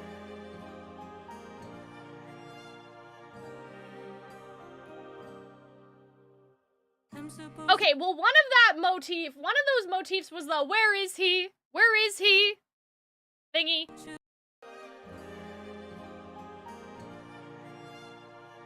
Hold on. Oh, it must have been before this.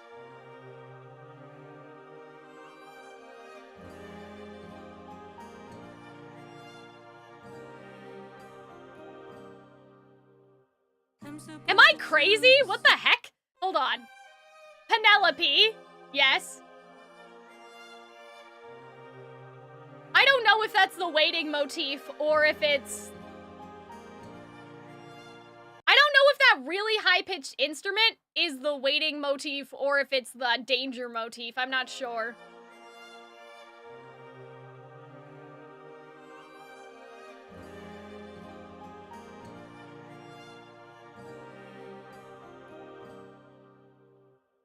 I swore I heard the "and we still have no king" thing in here. Am I nuts? Hold on.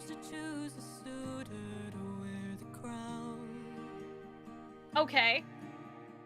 I said I would choose as soon as I weave this shroud.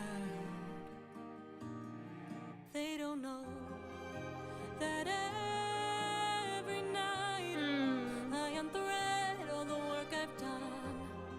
'Cause I I'd rather lie than allow them to think they've won, though I never thought that I'd resort. Oh, wait a minute. Is that... Oh, is that the siren, like, chord, like, is that the siren, like, he will chase you high and low, da-da-da-da-da-da-da. Like, is that one, like, when fake Penelope is being, like, strategically minded, is that the same? Rather lie than allow them to think they've won, though I never thought that. Yeah, I thought that, like, we will, fuck. We will chase them high and low. I don't know. It may be up the octave. I hear something, but I don't know. Somebody, maybe we should go look at the Discord server. Guys, hold on. My mommy is calling me, and I need to answer. 1 second.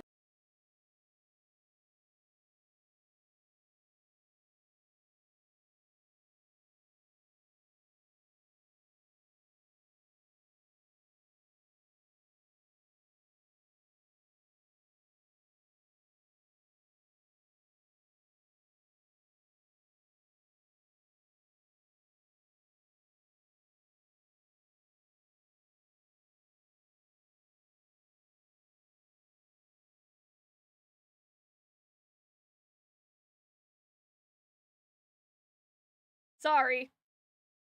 I wonder if any of you guys can read lips and you could, like, know what I said, but I basically just said, where, my mom was like, did you eat? And I was like, no. I just had snacks, because I had to stream, so I didn't want to eat anything heavy, I said. Yes, I wonder if I could pull up the Discord server chart right now, and see if, like, anyone has filled in certain things. Let me investigate that. Epic, references, and notes, Google Sheet. Sorry, the file you requested has been deleted. Oh, bestie, that's not good. What do you mean the file I requested has been deleted? What? That doesn't sound right. Oh, dear.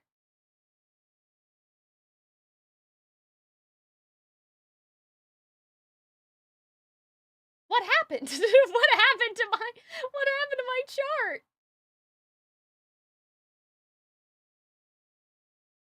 Oh no. Go eat. Oh no, I'm okay, guys. I had like a snack. That's what I meant. I had like something light. It's not that I didn't eat at all. Oh, hold on. Where is the Epic server? Oh, they changed the icon, that's why. Okay. Hold on, I will find it. Where's the music chat? Where did it go? Where's the spreadsheet? What happened? Oh no. Okay, hold on, guys. I'm gonna find it. Where's the Google Sheet?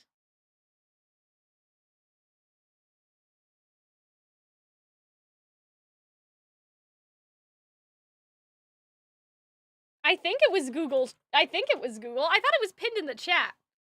But yeah, sorry guys. Sorry for the little, weird delay. No, the file's been deleted. Why? What happened? Oh gosh. I hope everything's okay. What happened to the file? Oh dear, maybe they're just remaking it or something?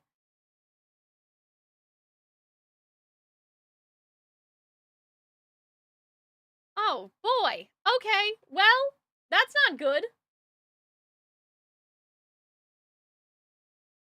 How's the album? Oh, good, Arnold. It was good. Yes, I did have girl dinner, even though it was lunchtime. Yes, exactly. I was just looking for the Google Sheet that we all use to, like, track the motifs and stuff, and it's gone. So I guess it's just me. I guess it's just me, myself, and I. Okay, let's go back. Let's go back to the beginning, because we had a kind of a little kerfuffle, and then my mom called me, so... Yeah, so I can't tell if that really high-pitched instrument is the waiting motif or not.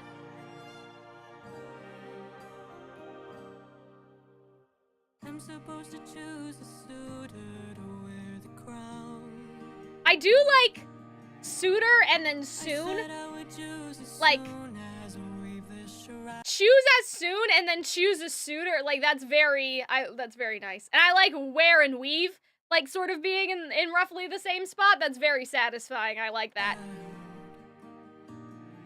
They don't know that every night I unthread all the work I've done. 'Cause I'd rather lie than allow them to think they've won. Yeah, I think they've won is kind of like the end of the first verse, and then the second verse is technically the I'd rather die like area, I would say. And so I love that. I love the cuz I'd rather lie and then that evolving to I'd rather die later. That's like one of my favorite. It feels wrong to say that it's a trope cuz it's not exactly a trope, but that's like literally one of my favorite tropes. One of my favorite things. So I'm very happy with that. Yeah, that's definitely, like, it's definitely, I feel like it's in a different key, but I think it's the same as, like, he will chase you high and low, he'll find you wherever you go. That doesn't sound right. He'll find you, blank, oh no.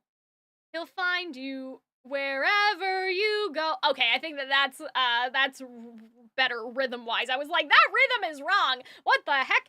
But yeah, I think that it's supposed to be a reference to the fake Penelope, but like, I don't know. I don't know if it's exact. It might be like, it's the same, but it's a little different because it's more real this time. It's the real Penelope. But I'm gonna categorize that as like when Penelope is intelligent and scheming, like that's her theme, even though the siren was only pretending.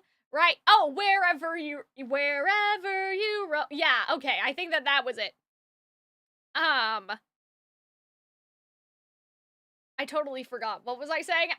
Something about, oh yeah, I don't know if it's exact, or maybe it's just up the key, and so I totally lost it. But even though it was fake Penelope, Odysseus still remembers Penelope as being, like, strategically minded, you know?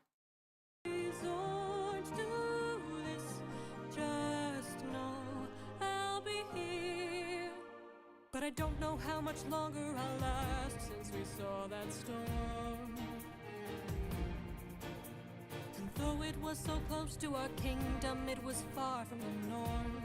That's my only nitpick. I don't know if I love Far From the Norm, but like Epic uses a lot of modern language anyway, so like it's not the first time that it happened. I also don't know what I would change it to, so I guess it's allowed. Unless, oh, could it be some kind of sign? I love that. The my world is all about to change. That is such a, like, I don't know why, but it's such a satisfying, like melody drop. I don't know what kind of scale it would be, like, right now, like, what kind of, yeah, I don't know what kind of scale or, like, progression it would be, but I find that so satisfying. Is it finally time for the challenge I arranged? Though I never thought that it would come to this. Just know I'll be here buying you time. And I think that, like, this is a very nice thesis for this song, right? Like, you have this as kind of like a pseudo almost Penelope I Want song, where she's talking about what her current circumstances are, what she wishes for, and then what she's currently doing, right, to try to achieve that, right? And so I feel like that was a very nice progression. Like, we understand where we are in the story, we understand the status quo, we understand how Penelope would like to break away from the status quo, right?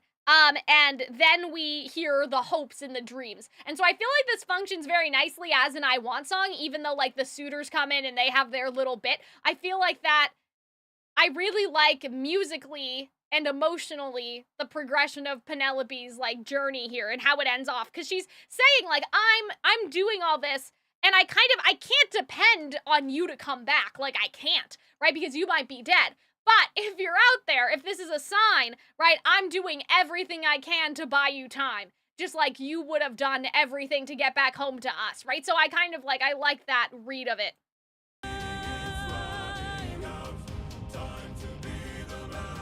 Yay, man of the house! Cut song.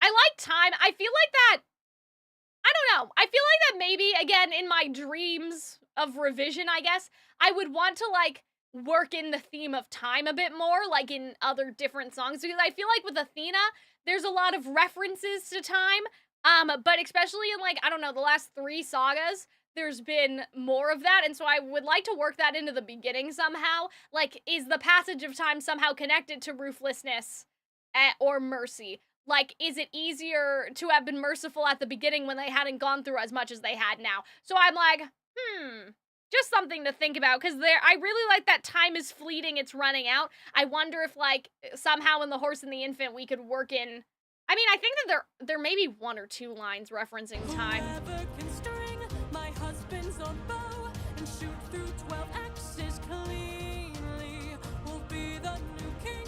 Sit down at the throne and rule with me as his queen. Okay, so what's interesting about this, in terms of my rhyme theory, is that we have this ongoing theory, right? That,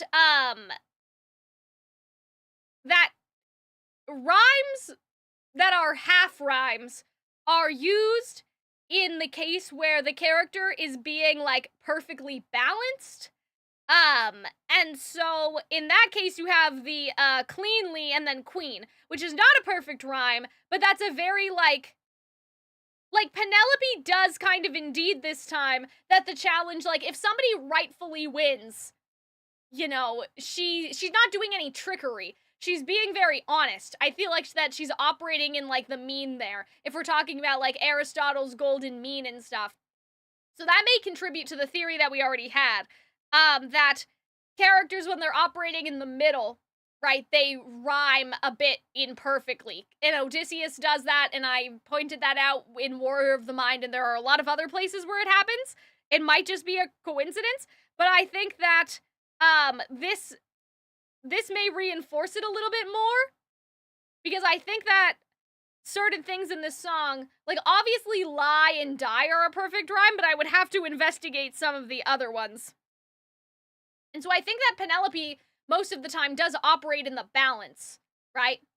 I find this interesting about the challenge. In the Odyssey, I believe that Odysseus in disguise came up with the challenge and told her to do it, whereas here it's entirely her plan. Yeah, that makes sense, because I feel like that just streamlines things, because if you have Odysseus in disguise, you need to establish that he's running around in disguise, and that takes a lot of time. So I feel like that making it her idea is, like, just streamlines things a little bit more, because then you'd have to, like, introduce disguised Odysseus, and I think that that's another, like, hurdle, right?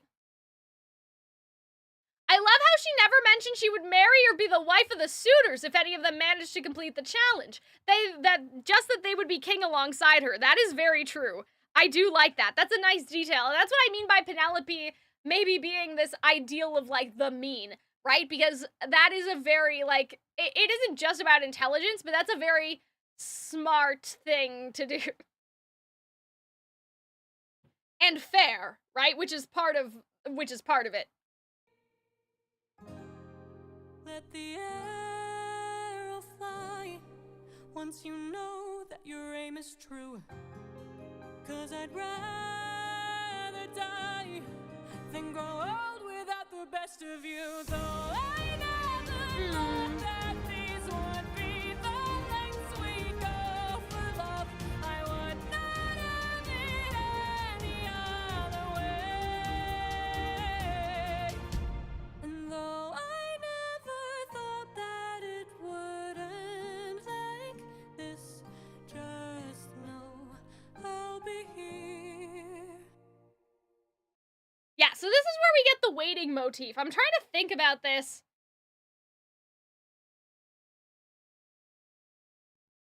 Then grow old with the best of you.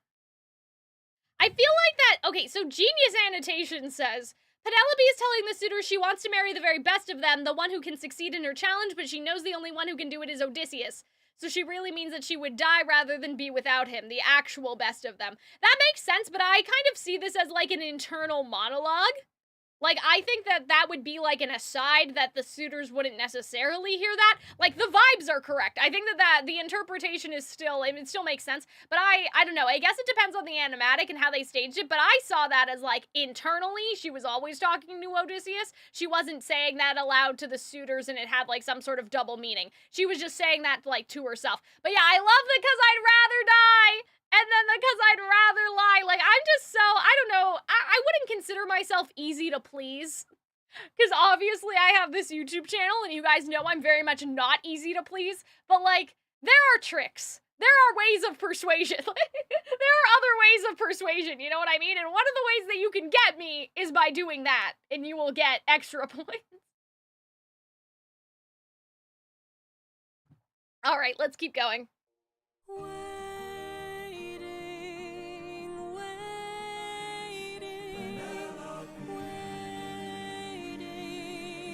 I feel like that Penelope is in a minor key or something.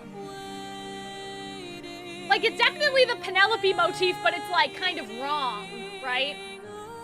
It could just be the key that this song is in is different, but I wonder if it's, like... I wonder if it's... You know what I mean? Okay. So I think that, like... I don't actually have, like, a lot to say about the challenge. I like it. I think that it was good. Like, I think that the lyrics were good. Like, I think that there's nothing that I would want to change. I already pointed out some of the stuff that I liked, like, choose a suitor to wear, choose as soon as I weave. Like, I like that sort of thing. I love the 'cause I'd rather lie and then I'd rather die. Yeah, I do like the imperfect rhymes. Sometimes I don't, just because I kind of, like, I have beef against imperfect rhymes sometimes, but I like these ones. I think they work, and they also work with my theory. That's not, like, the primary reason why I like them. That's just a secondary thing that, like, oh, they fit in with my theory. That's nice. But, like, I think that these ones are actually pretty natural. Some of the ones in the other sagas are very, like, forced. So I think that this time, like, cleanly and then queen, I think is, like, I'm like, I accept it. Yes.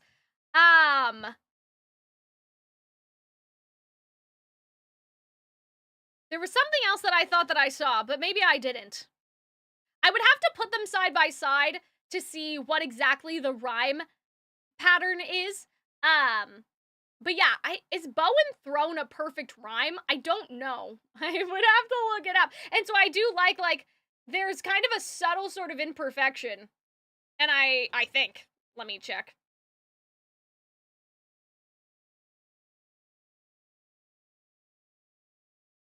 No, throne and bone would be perfect. So bow and throne is imperfect. So that kind of lends itself nicely to, again, our theory that, like, the characters that rhyme imperfectly the most are the ones in the perfect, like, mean. They're in the golden ratio and whatever. Or, sorry, the golden mean. The golden ratio is something else. Golden ratio's in art. And so I really like that. I like that, like, but it feels natural. The reason why I don't like imperfect rhymes most of the time is because they suck. Like, it's not against, like, using perfect rhymes in general. It's because songwriters tend not to utilize them very effectively. They tend to not be able to use them well. But there wasn't a single thing that, like, hit my ear wrong in that entire situation. Like, there wasn't anything where I was like, come on, guys. Like, we can do better. Like, there wasn't, like, anything like that. That I was like, I don't know, man, you're reaching. Everything there felt very natural to the way of speaking, except for, like, Norm and Snorm, but that's, like, my one nitpick. I really like that song, and I love Penelope, and I like it as, like, kind of, again, that pseudo-I want song, and setting up the saga very well. And, playing into the fact that, like, she's strategic, right? Like, Odysseus fell in love with her clearly, like, for her mind, right? We kind of got a hint of that in the Siren song. But yeah, I really like the challenge.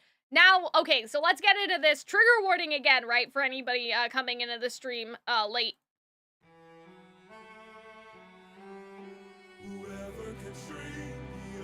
Okay, so now they're repeating what she said.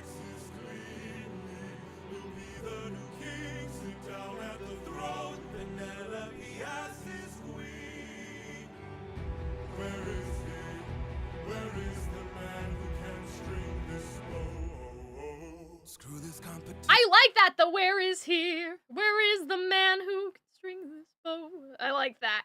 I like how, though, so Antonius, I guess that's what we'll call him, that's okay. He's like, fuck this shit. Because I wasn't sure, because I didn't remember what he had, like, I wasn't sure when I listened to the draft, what am I trying to say? When I listened to the draft, I hadn't been entirely sure what they meant by screw the competition. I thought that it was one of, because there are a couple, I thought. I don't think that it was just this one. I'm pretty sure that there was one before this, and so I didn't know that it was, like, the stringing of the bow. I feel like that there was something else that Penelope asked them to do, but now I don't remember, possibly in the book. None of us can string this. We don't have the power. Oh, see, so that's my bad. I thought it was none of us can swing this. Right? So I didn't know, like, what the competition was, because when Jorge originally released, like, the audition cut for people to sing, I thought it was, like, none of us can swing this, like, none of us can do it. But it is string this. It is none of us can string this, as in the bow. So that's my bad.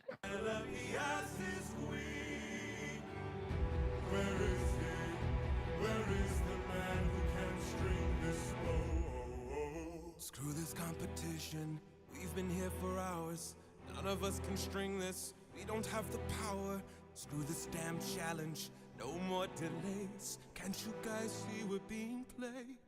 This is interesting, right? Because this is, like, Antonius is, like, a bad guy, right? Just like Zeus.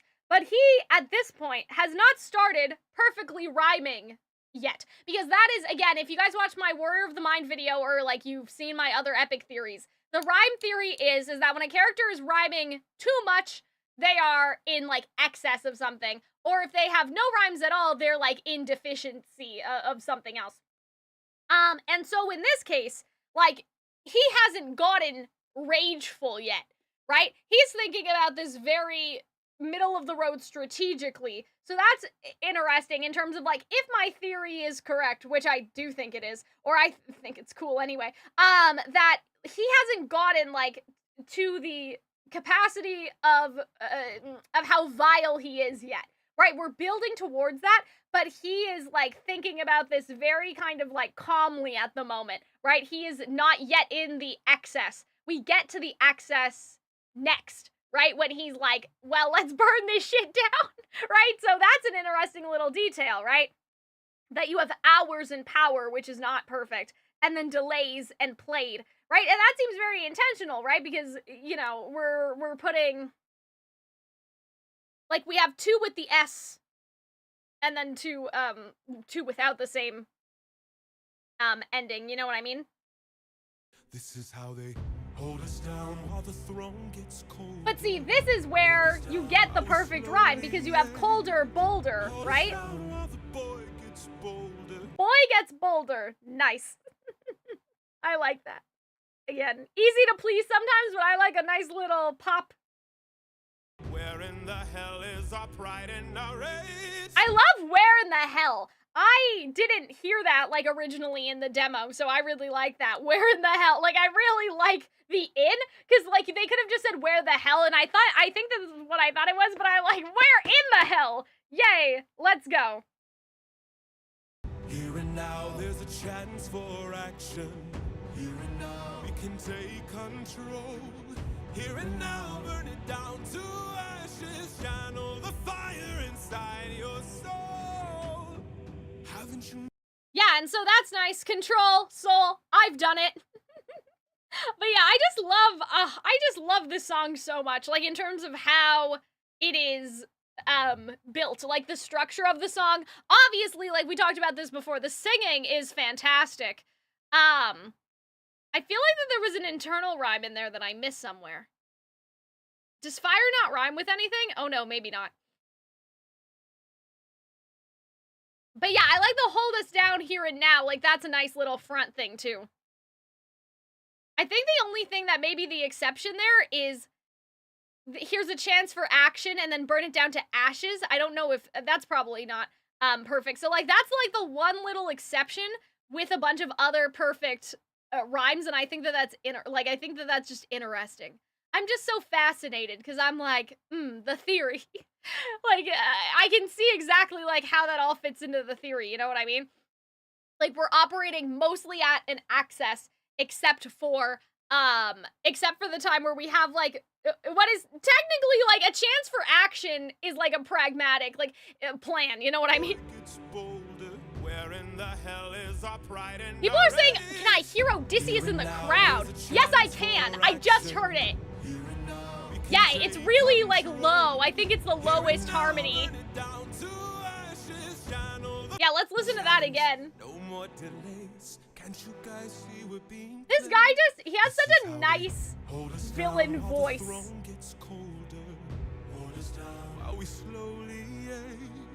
Hold us down while the boy gets bolder. Where in the hell is our pride and our rage?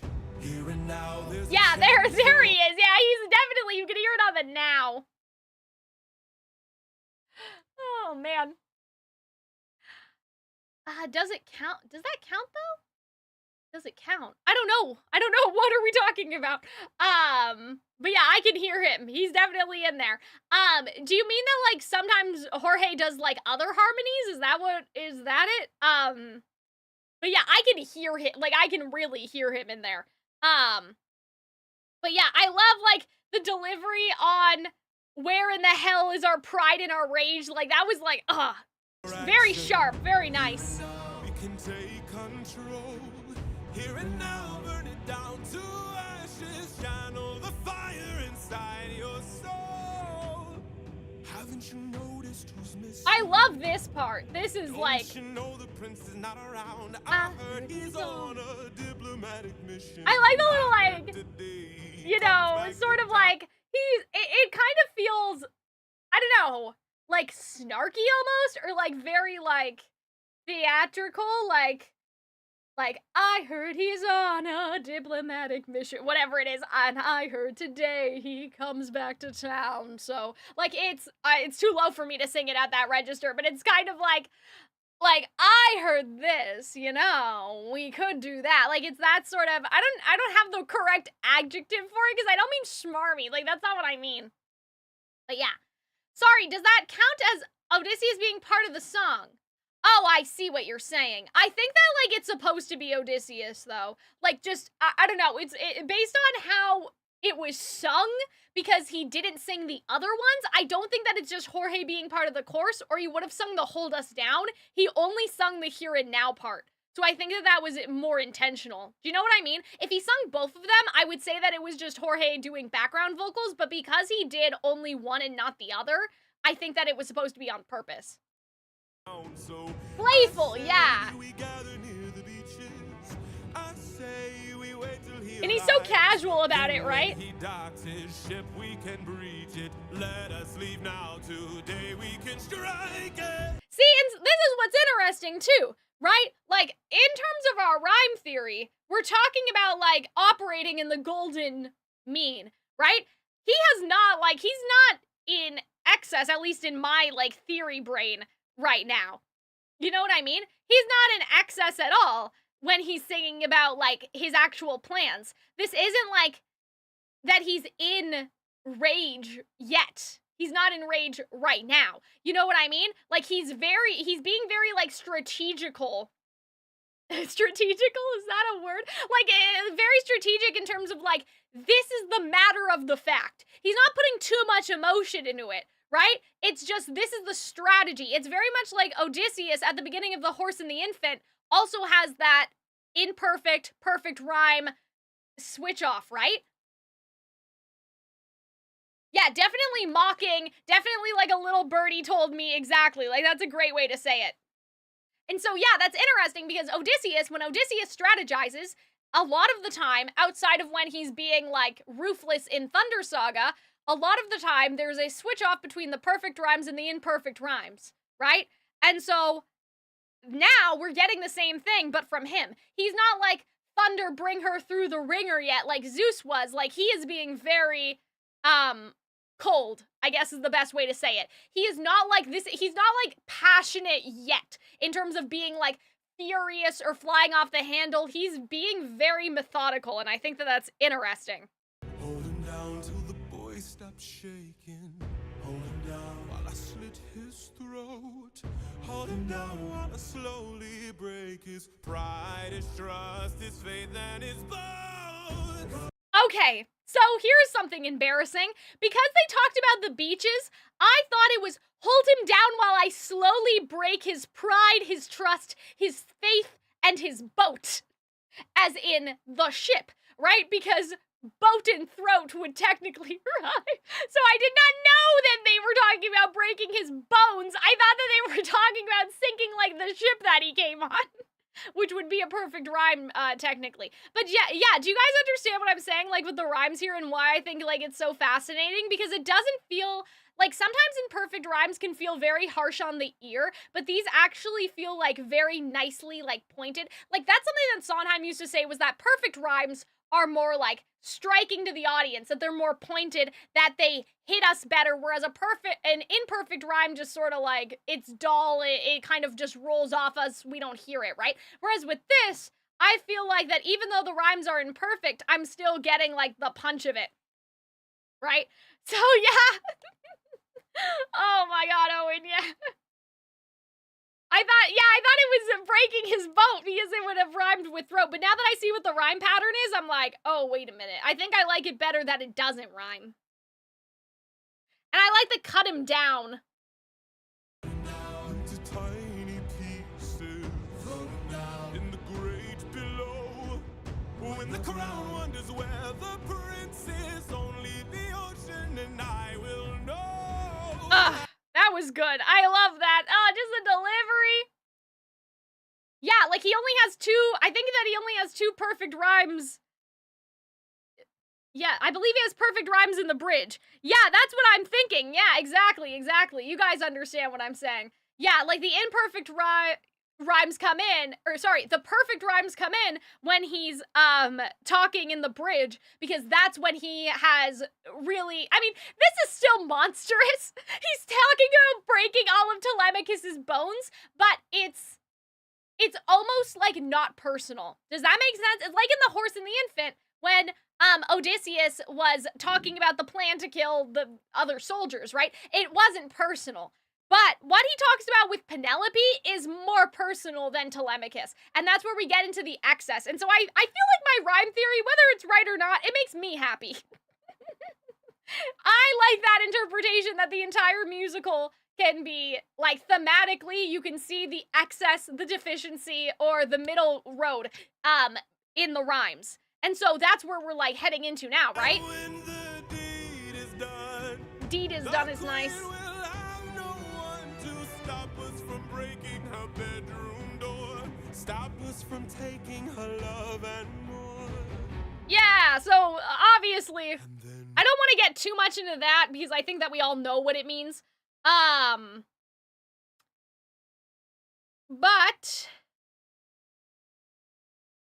I was gonna say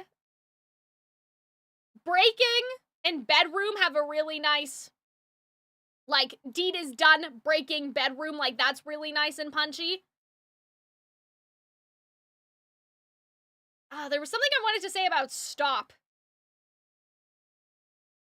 Because now it's stop us versus before it was... Well, I guess now they're not being held down. Like, hold us down is 3 syllables, whereas stop us is 2. And they're not being stopped anymore. But yeah, I think that what's interesting about that, in terms of, like, how... Because this could have been an intentional phrasing choice from Jorge, because he didn't want, like, it to get too explicit. However, what goes against that is that Odysseus says the word that I can't say because we're on YouTube and we're live. So I don't know if it was an act of censorship as much as, like, I wonder if, like, that is actually how Antonius feels. That, like, love from a woman is not something that is, like, given as much as it is something that is a commodity, is an object, and you can take that object, right? Does that, you know, I think that that's interesting. I don't think that it's, like, censorship. I don't think that they did that to, like, avoid saying the word. I think that the reason why they did that, because they say the word later, right, is to show us something about mindset, right? That love is something transactional, or that he can just take love. Like, love is not given, right? He can have that. It's a form of, like, objectification. And so I think that that's very interesting, the wording, right? Because then Odysseus calls it what it is later. But especially if we're thinking about, like, the time period, I mean, even outside of the time period, even now, you know, there are still places where it's like, oh, well, you know, if you're married to a man, right, you're supposed to perform your wifely duties, right? And, like, you have to. You know what I mean? You can't say no to your husband. There's still places like that around the world, right? So I think that it's, especially, like, in this context, it's, you will have no choice but to love me. I'll be your husband. Like, I'll be king. So you'll have to love me. Yeah, and the string musical reaction is, like, very compelling right here. Where is it? Hold on. From breaking her bedroom door, stop us from taking her love and more. And then we'll. Oh, we didn't even get there yet. All I get is open. Hold her down. All I get a taste. There's also danger motif in here, though. I think it's supposed to be a double thing. I think it's the danger with Penelope, like, toward Penelope, but it's also that Odysseus is, like, I imagine in terms of the staging of this, that, like, Odysseus is, like, literally, like, in the background, and you can kind of see him, like, if you were paying attention, you could see him shuffling through the suitors as they're, like, it feels weird to say dancing, because I feel like that this is not the dancing type of musical number, but as they're doing physical choreography in a stage setting, which I feel like would probably be easiest done if there was some sort of, like, strategy table, and, like, Penelope was sort of, like a model of the castle, or, like, something was, like, a metaphor for, like, Penelope. Does that, you know? So I feel like that I could imagine if there's some sort of map and there are objects on the map, the physical choreography that the suitors would be doing would be, like, they're opening the gates of the castle, but then there's obviously, like, a double meaning to that, right? Yes. And we could also hear Odysseus in the middle of the vocals as well. I will not let any part go to waste.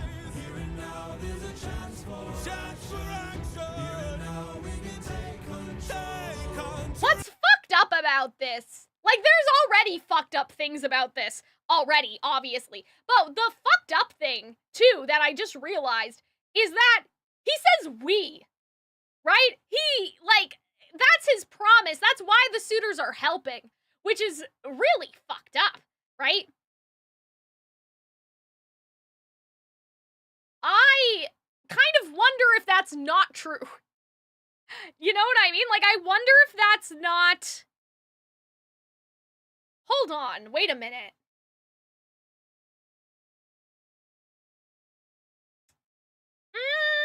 Something interesting happened. So, originally when we hear this course, we have colder, bolder, age, and rage, right? Those are all perfect rhymes. This time we have hold her down while her gate is open, hold her down while I get a taste, hold her down while we share her spoils, I will not let any part go to waste, right?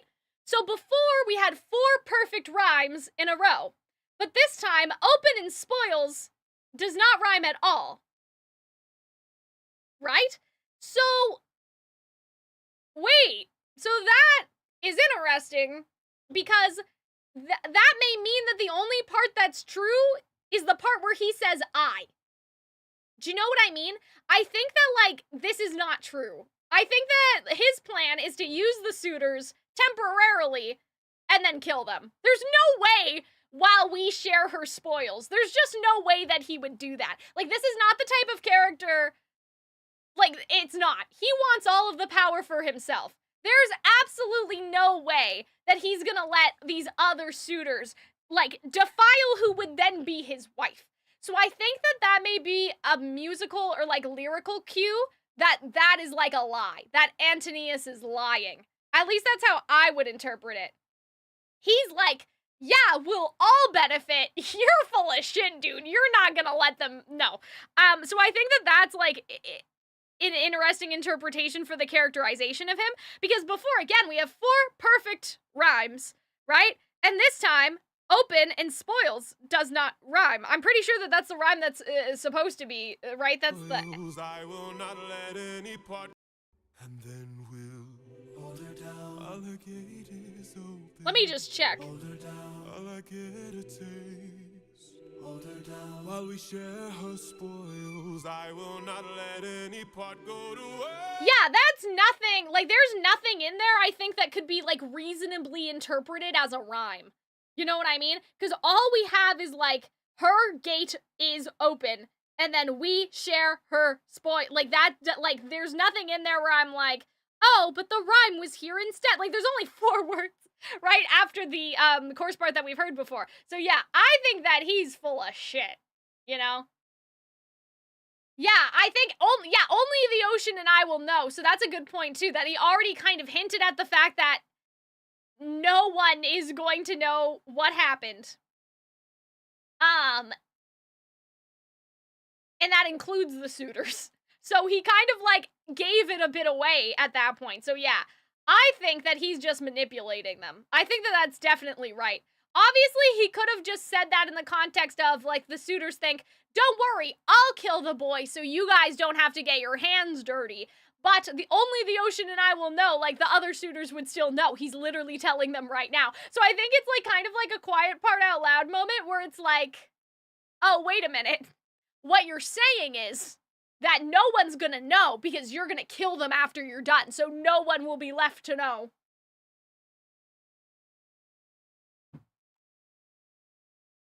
But yeah, interesting things that we're finding in here, you guys.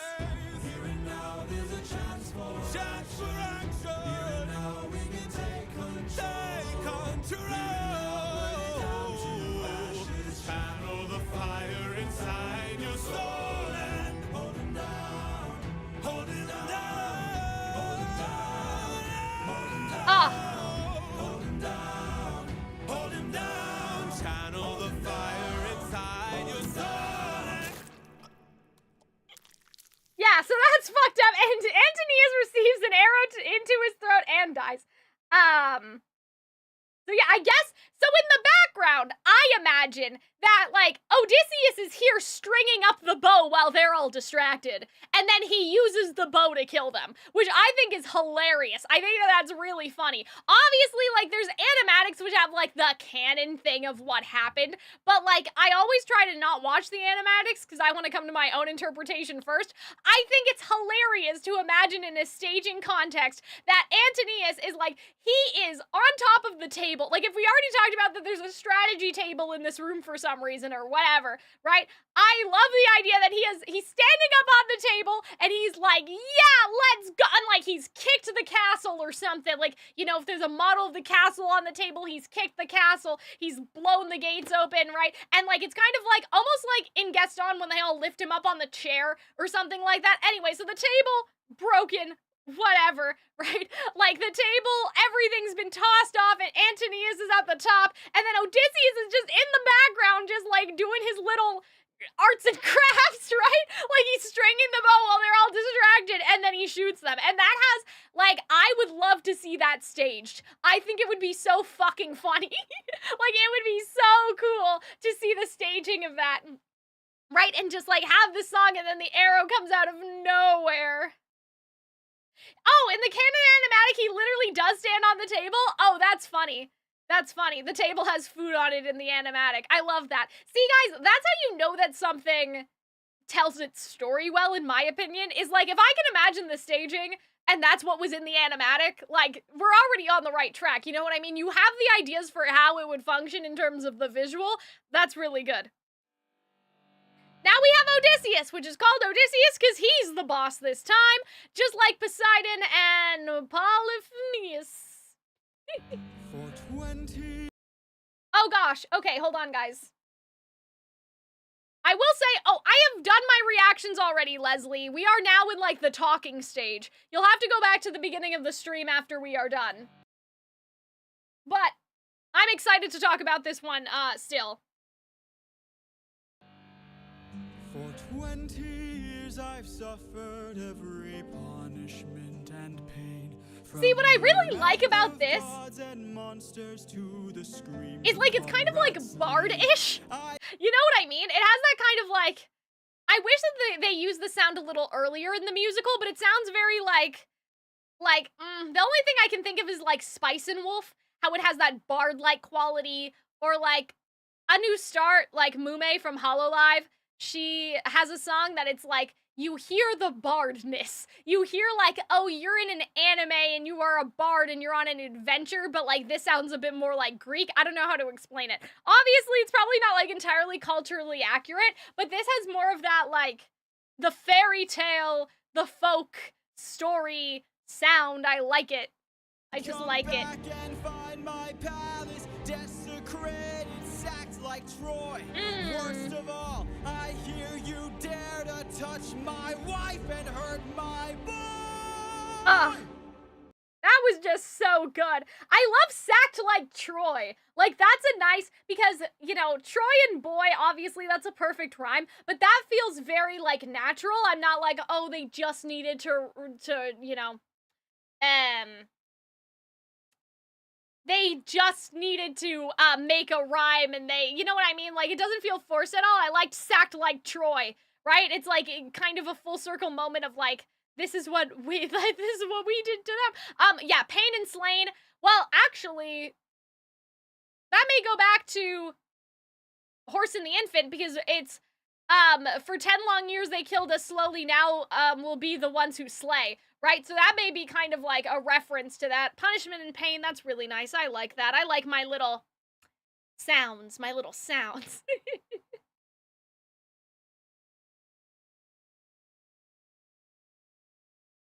Yes, the Greek liar, exactly.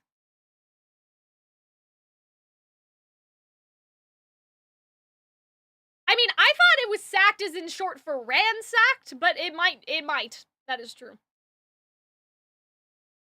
But yeah, I like that, because now Odysseus is in excess of violence.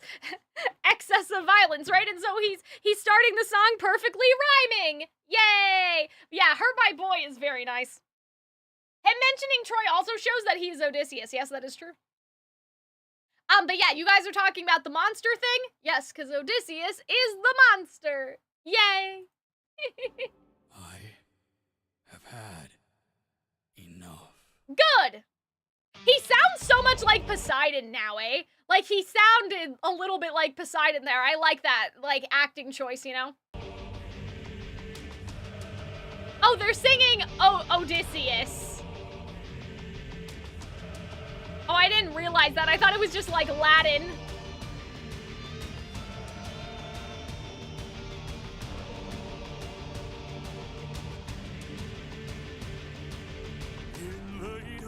Okay, Suitor. Somewhere in the shadows lurks an agile, deadly foe. I really like the shadows and battle slant rhyme, actually.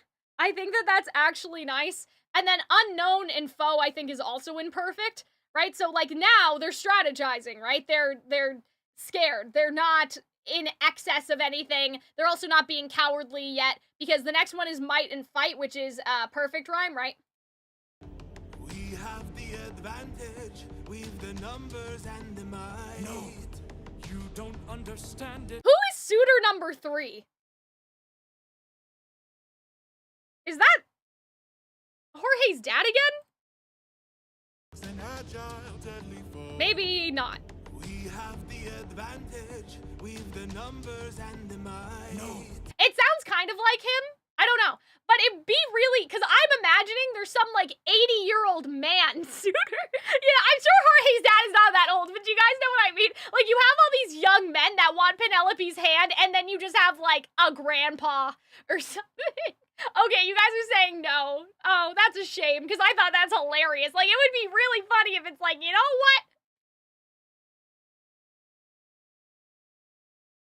Like, when they said everybody came to, like, try to win Penelope's hand, like, bestie, they meant everyone. The young, the old. You don't understand it. This man plans for every fight. I like that guy. That guy. He's singing. It sounds more French. I'm terrible, like with accents and stuff. Where is he? Where is he? Keep your head down. He's aiming for the torches. Wait a minute. Da, da, da, da, da, da, da, da. Oh, this sounds familiar. Keep your head down. It's like keep your head down. There's some things that get in the water. And you know I would have my daughter. I think that that's what it is. Where is he? Where is he? Keep your head down. He's aiming for the torches. Yeah, isn't that what it is? My real wife knows. Wait, no, not in the water. That doesn't make sense. Hold on. What's the line before, guys? Someone help me. I'm totally forgetting. Like, what's the line before? My real wife knows I don't have a daughter.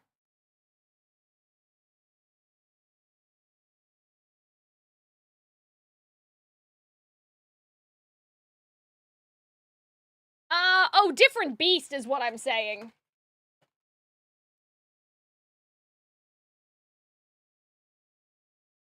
My real wife knows I'm not scared of the water. Okay, that's what it is. Thank you guys.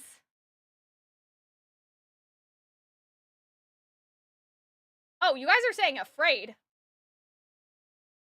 Afraid seems too, I think it's scared. Yeah, my real wife knows I'm not scared of the water. Yeah, I think that that's what it is. So I like that little, like, reference to different beasts, like, Odysseus is a different beast now. Ha ha ha ha ha. And a reference to Scylla, obviously. Where is he? Where is he? Keep your head down, he's aiming for the water. Oh, aiming for the water, aiming for the torches, sorry.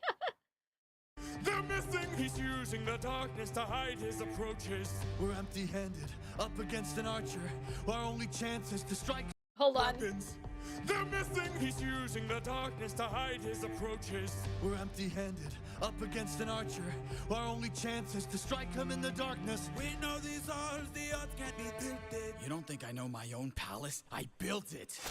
Ah, built it. Ah, I love that. I built it, guys. Like, usually I'd be like, that's so cheesy. Get out of here with that. But, like, I think Odysseus deserved that. I think he deserved it.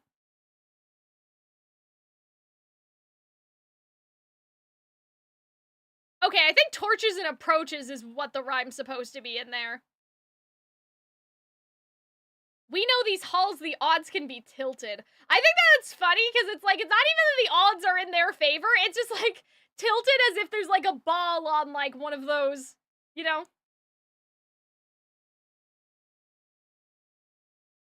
Bro is cutting them like Levi. Oh my god, that's hilarious.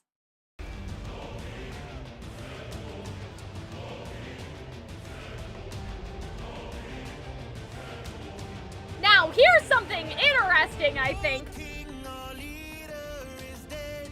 You've destroyed the serpent's head. Now the rest of us are no longer a threat. Am I crazy? Maybe. Let's see. Oh, King, forgive us instead, so that no more blood is shed. Let's have open arms instead. Okay. Open arms is not the way to go here. Okay, so here's what I'm thinking. Old king, our leader is dead. You've destroyed the serpent's head. Have a drink. One sip and you'll understand the power that's in my hand. Is that it? Is it the Polymetheus argument?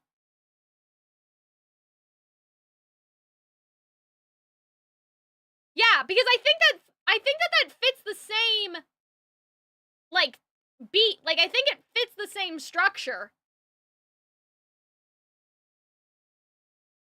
Now the rest of us are no longer drink. Because if we do, have a drink, one sip, and you'll understand the power that's in my hand.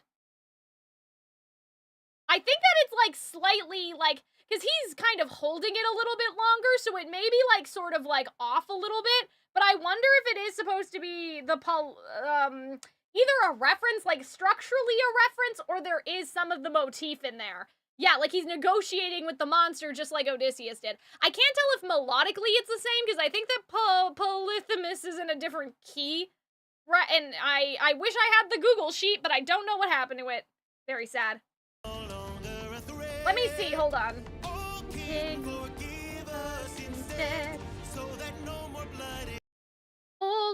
forgive us instead. A wine so fresh you'll never want to eat human flesh again. Yeah, I think that it's supposed to be...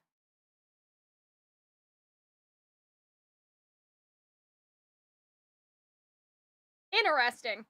Very interesting. Hold on, let me pull them up very quickly. Polyamorous? No! That's not right. You killed my sheep.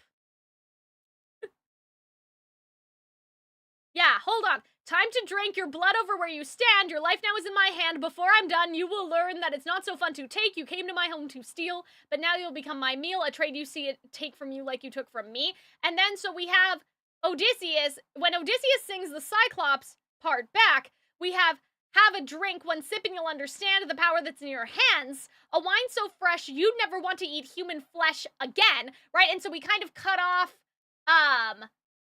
we kind of end on, like, not the rhyme, which is different from this.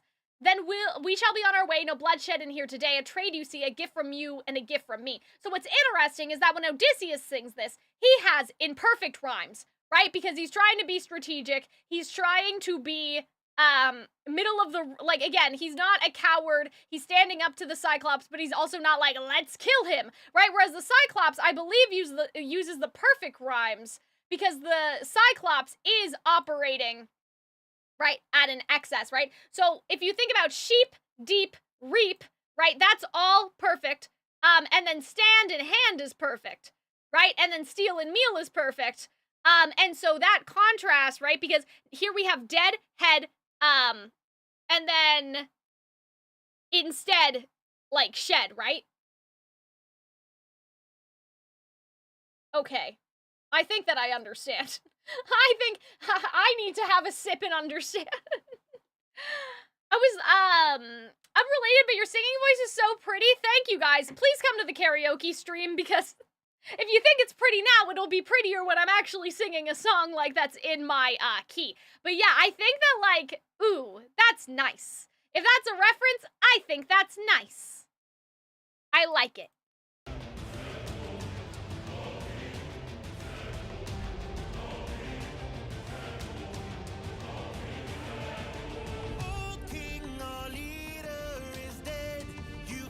The serpent's head. Now the rest of us are no longer a threat. Oh King, forgive us instead, so that no more blood is shed. Let's have open arms instead. No.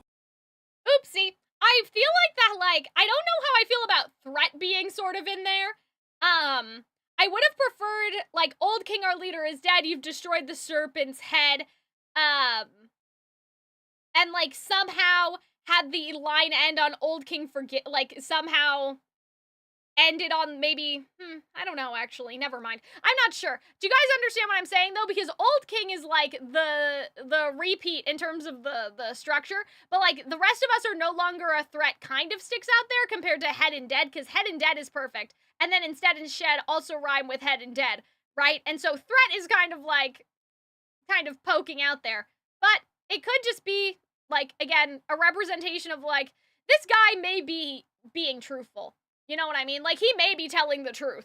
He may kind of be cowering a little bit, right? He may be like, yeah, we are no longer a threat. So, like, I'll take it, but I wish that they had restructured that a little. So, like, there wasn't almost two insteads back to back. I wish there was, like, one line that ended on instead, and then the other line would have been, like, hold on.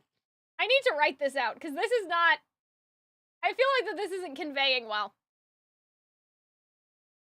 So right now we have Old King, our leader is dead. You've destroyed the serpent. Oh goodness, that's not how you spell serpents.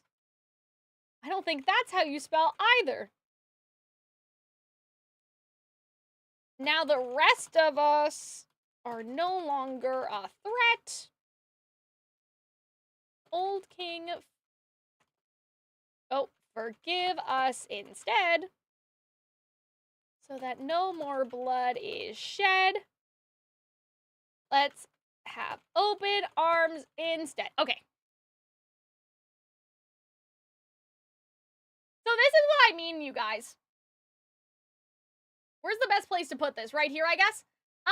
So what I mean to say is that, like, let's just label these as 1, 2, 3. And then let's do 4, 5, 6. Let's split those with a line. There we go. Okay. Yeah, so this may be the easiest way to explain this versus me just like, guys, you get what I'm saying? You get me? I understand what they were trying to do, but I wish that somehow, I guess it's because Old King, because you can see where Old King starts, right? So Old King starts both lines. So that's why it's like that. I wish that just somehow the instead was where threat is, right? And so we ended both lines on instead, because they're kind of like too close to each other for my liking, because it sounds like instead is rhyming with instead, but that's not what's happening. Instead is supposed to be rhyming with like the stuff up here, you know what I mean? And like instead over here, like it sounds like we're rhyming these two together. We're rhyming, oh, where's my pointer? I was doing it on the screen as if you guys could see that. It sounds like we're rhyming instead and instead together, but like that's not what we're doing. I know what they're trying to do, right? But because threat doesn't rhyme with anything, that makes it a little weird. So if I had like one nitpick for this song, it would probably be that. The only thing is I wouldn't know how to restructure that at the moment, because unless we did this... Whoa, hold on. Old King, our leader, is dead. You've destroyed the serpent's head. Now the rest of us... well...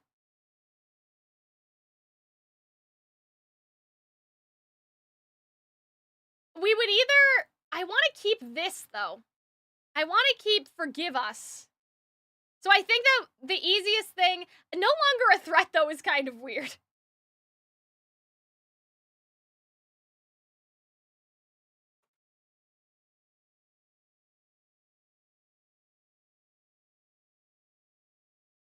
I kind of want, like, thread in here somehow.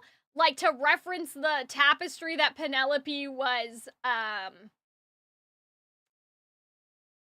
like, I kind of would want to do that, but I'm like, how do I do that, though? You know? Because if we're keeping forgive us, we need, like, an adjective, right? You know what I mean? We need, like, we need something that's like instead, but also rhymes, which I'm not immediately seeing... I'm not immediately seeing, like, an answer for that. Unless we tried to go with, like, misled, as in they were, like, somehow misled by Antonius. Because we don't have led yet, which would be better than instead and instead kind of weirdly pseudo-rhyming with each other. Yeah, I'd have to think about it. Yeah, like, string of life or something. Something like that, like threads of fate is what I would want. Don't cut our threads. I mean, I think that may be a little too literal for what I would be going for, but you're on the right track. Like, we're all on the right track. I would have to think about it, I think, a little more. Yeah, I would have to, maybe I need to think about this off stream a little bit and get back to you guys. But yeah, I think that you guys understand the point, at least, of what I'm trying to say, right? Yeah, misled would kind of work for, like, the manipulation and angle. Oh my god. Because, yeah, I just want this word, basically. I want this to be different. I'm okay with threat. I'll take it. But I want this word to be something else.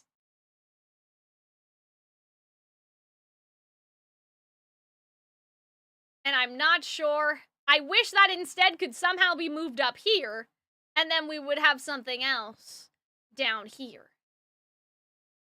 But yeah,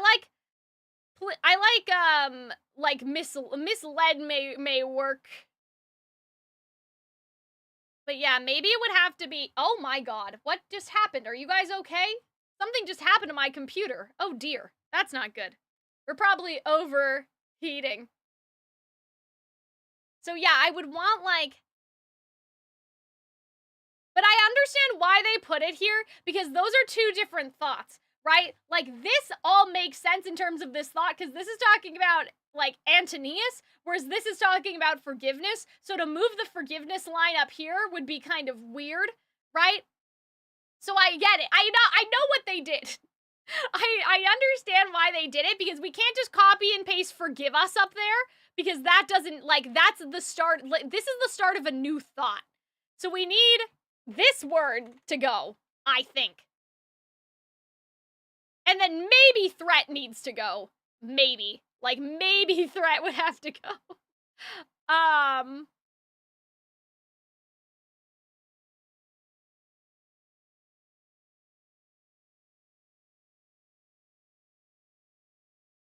I wonder, like, maybe there's another line with open arms that we could... The only thing I could say is that we would axe the instead here, and then somehow rewrite this so we would do harm. Like, obviously this wouldn't be the lyric, but like, the rest of us mean you no harm. That doesn't fit in with the rhythm, but you guys understand what I mean. So if we did harm, and then let's have open arms, right? That could be something. So yeah, we'll think about that later. We'll think about it later, but like, I think that,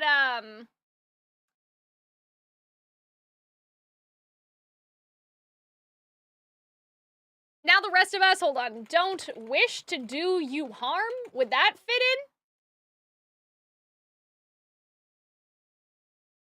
Well, now is kind of a weird way to start that sentence. Now the rest of us... It could be like, now, the rest of us don't wish to do you harm. Like, we could have now, comma, and maybe that would make sense. But obviously this is just,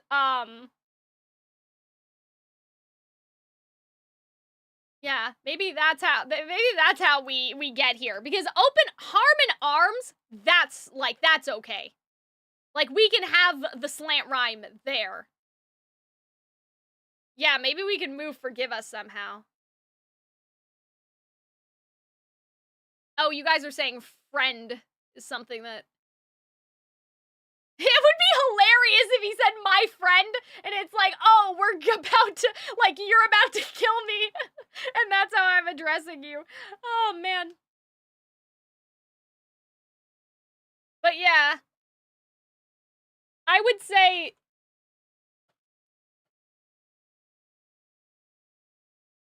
I don't know if this fits in rhythm-wise, but I would do maybe something like this. Whee!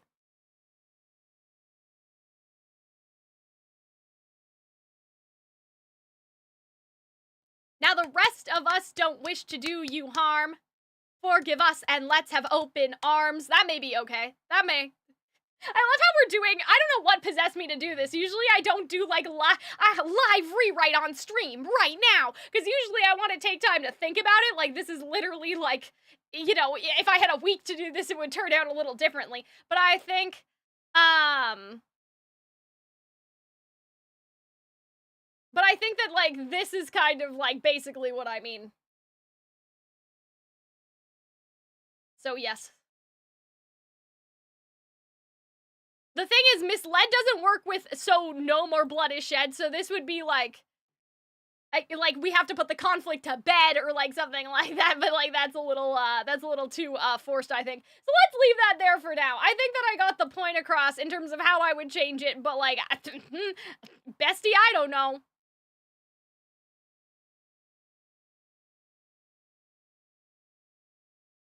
But yeah, if this passage is supposed to be about forgiveness, this passage is supposed to be about forgiveness, this passage is supposed to be about Antonius, right? You took one minor quirk, I was like, yeah, okay, let's do it. So yeah, that's just like, in theory, if I had more time to work on this, I would probably figure it out, but I think that we should move on for the sake of my health and the sake of the stream. But yeah, that's just like one little thing. But yeah, like,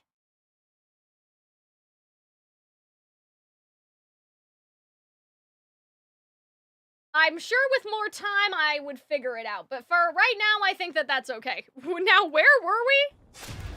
Oh yeah, he said no, which is like Poseidon.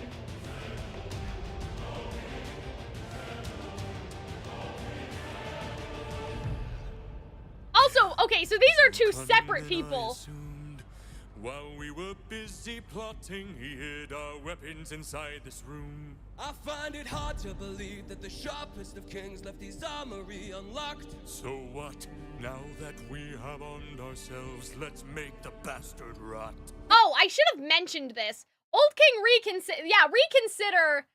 We would have to find a rhyme, like, we would have to do Old King reconsider, da-da-da-da-da, and then somehow make it rhyme somehow. Like, Old King reconsider, we had been misled, or something like that. Something like that would make sense, I think. Maybe. Yeah. Let me see. Old King, our leader is dead. The problem is our leader, wait. Old King, reconsider is 4 syllables. That's the only problem. But like, something like reconsider, and then we were misled. Somehow shoving in misled in there may make sense. But yeah, you guys are a couple minutes behind me, so I apologize. Yeah, okay, so what's interesting is that they don't necessarily know that it's Odysseus, do they? No, I guess they do, because Odysseus announced himself, but I don't know if all of them know. I don't know, because he did do a little monologue, right? So he's not in disguise like he is in the, well, I guess he must have been in disguise before, because he only revealed himself right now.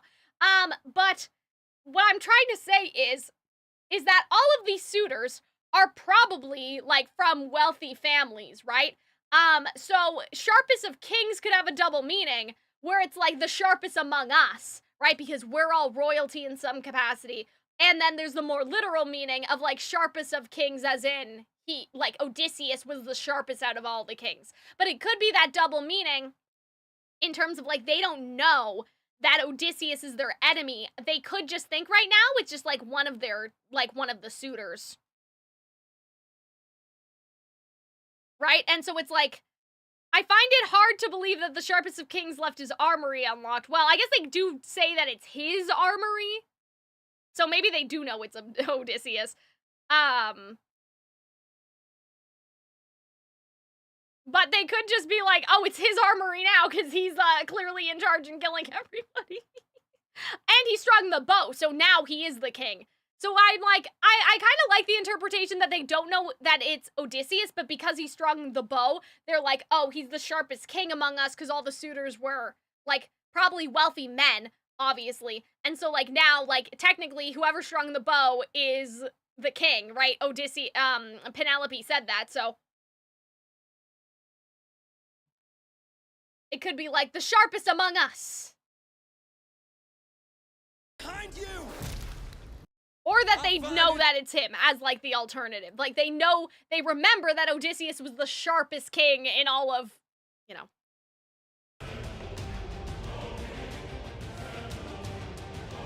What were we doing again? Where are we? Damn, he's more cunning than I assumed. Yeah, they do say that. I didn't realize that that was the same group. I thought it was a different... I thought it was the different men. Oh, yeah, you're right. Okay. So, yeah, they wouldn't say to capture Telemachus if they didn't know it was Odysseus. Okay. So, back to the basic interpretation. They know that it's Odysseus. And they know that it's him. Okay. I thought it was two different groups of men for some reason. But no, what I'm reading, it's the same men. While we were busy plotting, he hid our weapons inside this room. I find it hard to believe that the sharpest of kings left his armory unlocked. So what? I wonder, somebody said that this sounds familiar and they were wondering why. I don't think that it's literally the same motif, but like, this kind of happened with the Cyclops where they were like, look at all the sheep, right? Like, and they were so happy, like, and then Odysseus was like, it's almost too perfect, too good to be true, right? Like, so I think that, like, I don't think that there's an explicit melodical reference to it, but I think that it's supposed to be, like, that's so what? Like, now that we have armed ourselves, let's make the bastard rot. Like, I think that the so what is supposed to kind of be a reference to, like, they were like, yes, the sheep, right? And then then the Polymetheus was like, you killed my sheep, my favorite sheep. So it's supposed to, I think, be a reference to the fact that, like, in the Cyclops saga, they were so dismissive of, like, who cares why all these sheep are here? Let's just fucking eat them. And they're doing the same thing, like, who cares if the armory's unlocked? Let's use the fucking weapons, right? So it's kind of like the same vibe. It's a parallel, it's not like a musical parallel, though. Now that we have armed ourselves, let's make the bastard rot. Behind you! Hello, Athena! Yay! Legendary! Yay!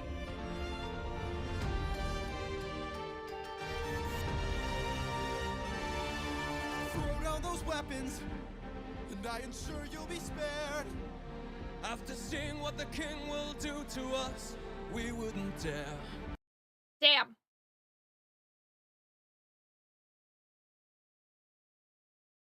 See, so that's interesting that Telemachus was kind of being like how Odysseus was, right?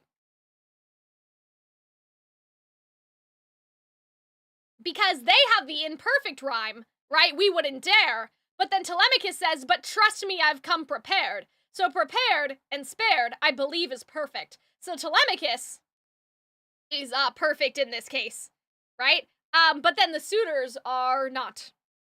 Because I guess you could say that Telemachus in this moment has an excess of naivete, right? Whereas the suitors are being more realistic. So, that's interesting. That's fun. I don't want to hurt you, but trust me, I've come prepared. Your very presence is doing the king, young prince. We don't fight fair. Yeah, we don't fight fair, I think, is kind of the same tonally as, like, let them get in the water, let them drown, or whatever it is. Oh, cut off their tails, we're ending this now, throw their bodies back in the water, let them drown, like, we don't fight fair, is kind of the same tonally, I think. Brothers, we got company, and he's made a great mistake. Left the weapons room unlocked, and now they're ours to take. Am I crazy, or is this, like, head toward, oh god. What is it? I thought it was Hermes said something like this. In dangerous? I don't think so. I think there's head toward the island and avoid the crashing waves. But Hermes may do this later on to mimic the storm motif. So now there's like just things on top of each other. Yeah, so grave mistakes. Now they're ours to take, yeah. Like win and prince, that's also again imperfect rhyme. So yeah, I think that it's a storm reference, but I also feel like Hermes said this at some point. Maybe. Oh yeah, that's what it is. It's, she'll turn you into an animal. Yeah, wouldn't you like it? Yeah, so it's like storm and wouldn't you like it, I believe. Let me check. Wouldn't you like lyrics? Hold on. She can turn you in. Oh god, she can turn you into an animal that'll end up on her plate. She can all but make you fall in love like you're on your 100th date. She can conjure up a monster that'll grind you to the bones. Yeah, so I think that it's like all sort of the same situation. No, you guys are saying that it's storm too. Like, it's both correct. You're all right. Don't worry. You guys said my bad. No. Everybody's correct. Don't worry. Everybody's right. But yeah, I think that this is just like survival plan. I don't think that it's supposed to be a reference to Storm, like the circumstance. I think it's supposed to be a reference to Storm, like survival. Yay. You know? Brothers, come and arm yourselves. There's a chance for us to win. Yeah, but this is the turning in animal that'll end up on a plate. Because I was like, this is kind of fun. This is too fun for the circumstance, and I know why now, because it's reminding me of Hermes. I was like, guys, this is a little too fun. Why? Wouldn't you like? We can still defeat the king if we all attack the prince. Yeah, like the slide reminded me of Hermes. Where is he? Capture him, he's our greatest chance. Now, is this not, like, again, my real life knows I'm not scared of the water. Like, is this not the same as Different Beast again? Get off me. Get off me. Fight till the prince can barely stand. Hold him down. Hold him down. Make the king obey our commands. Hold him down. Hold him down. 'Cause if he won't, I'll break the kid's hands. There's a lot going on here. You have the hold him down thing. You have, like, maybe Different Beast again. Like, there's just a lot happening. Then you could also have, like, maybe, I don't know, like, turn into a giant spear or whatever, like, I'm gonna stab him in the eye. Like, I think that it might be also that, like, the oh no, is that Remember Them? Yeah, there's a lot going on here that may be, like, reference to. Because, like, I'm thinking, like, fight the prince till the prince can barely stand and all that stuff. Like, for some reason, like, I'm thinking, like, I'll break the kid's hands has that, like, I'm gonna stab him in the eye. Like, I don't think that rhythmically it's the same. I think that maybe, like, again, thematically it's supposed to be the same, or it's supposed to mimic Remember Them, but it's not supposed to be the motif. It's supposed to be the theme, which is something that I probably should have talked about in previous live streams, because there's a difference between something literally mimicking, like, a motif, like, oh, the motifs are one-to-one, and then something, like, tonally sounding the same to remind the audience of something else that has happened, and being similar but not the same, and how that can still be a reference. You know? So, like, there's, you know, sometimes it's not like, oh, the exact motif is here, so that's what this means. Sometimes it's just like, oh, the vibes are the same, or maybe there's a structure that they have in common, and that's, like, just as important for the storytelling, that we're reminded of, like, the fight against the Cyclops, and all, you know, some of the other fights that have happened as well, right? Because this time, Odysseus is the monster! Yay! Got him. Yeah, because that noise reminds me of the Cyclops noise. Mercy. Mercy. My mercy is long since drowned. It died to bring me home. And as long as you're around, my family's fate is left unknown. You plotted to kill my son. You planned to rape my wife. All of you are going to die. Oh boy. Home unknown, I'd have to check. Drowned around, I would have to check too.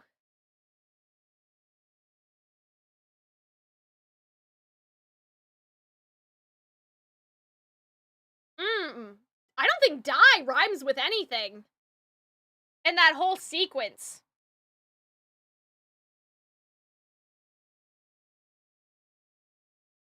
Like, okay, so drowned and around, I'd have to check, because I'm not sure. Home and unknown, I think, is, like, is it a slant rhyme? And then nothing rhymes at the end. Son, wife, die does not rhyme. So that's interesting. I like that. I like that because, again, access, deficiency, right? Like, it's kind of the same as, like, when a man becomes a monster. Like, you have, like, oh, when does a comet become a meteor? When does a candle become a blaze? When does a man become a monster? Like, nothing rhymes in just a man at the end either. So, like, that's, like, kind of what I'm, like, thinking of calling back to. You plotted and then you planned. I really like that.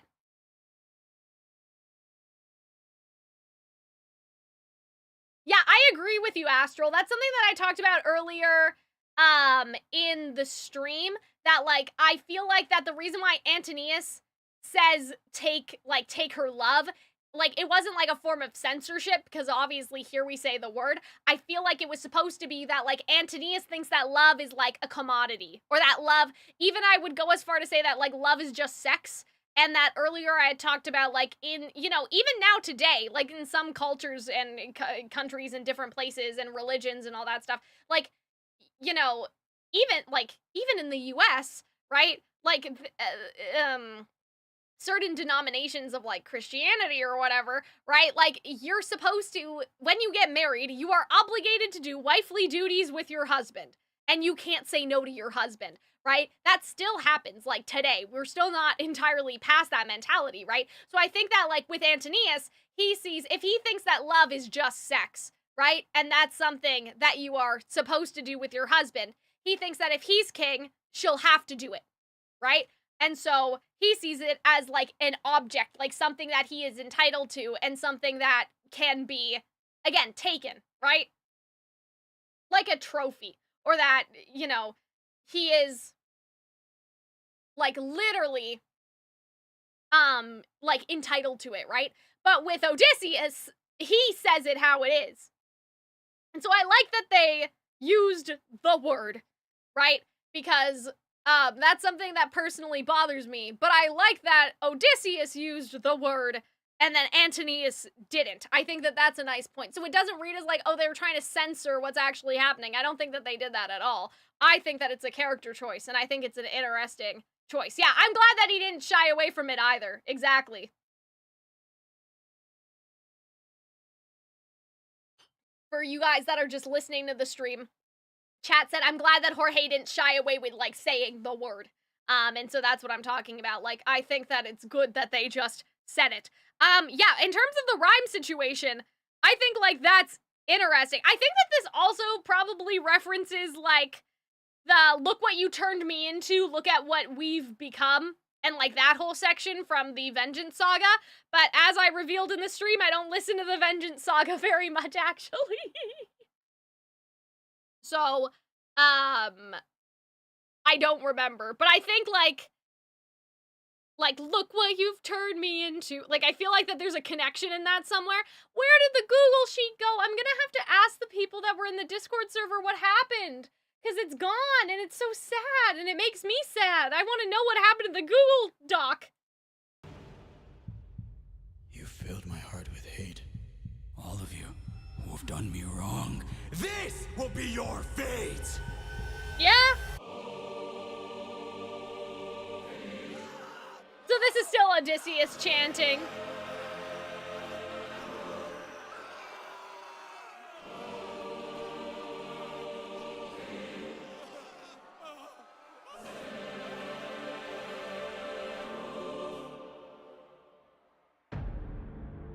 Yep. It does remind me of the Cyclops Saga a lot. And I think that that's really interesting. I have not seen the stream visuals because I try to listen without seeing the visuals first. And I think that that was a good decision in this case, but I will watch them. I've been talking about, like, oh, I'm gonna react to the entire thing, like, with a friend or something. And for me, it'll just be the visuals, but for the friend or my boyfriend, it'll be, like, the songs. So yeah, other than that, like, one nitpick that I got stuck on around here with trying to change the lyrics, I like this song too. I think that they leaned into the themes, like, in terms of the ruthlessness, mercy thing. Like, I think we understand why Odysseus is like, no, there's no more mercy in my heart. And I like how he's like, again, this kind of, we're jumping ahead of ourselves, but he's not, like, magically fixed by Telemachus or Penelope at the end of the musical, in my opinion. He's, like, clearly he's still been through a lot, and he's just choosing, he's, like, you know, I don't know, choosing, like, a new path forward, I get, it's hard to explain, but, like, he'll choose a new path forward with his wife, but they're also, like, not ignoring how they changed, right? Like, they're not like, oh, Odysseus is just magically better now because he's here with his family. That's not what they're doing. It's that Odysseus's capacity to be merciful will eventually, like, come from his family, like, come from, like, experiencing love again. But right now, he does not have that in his heart, right?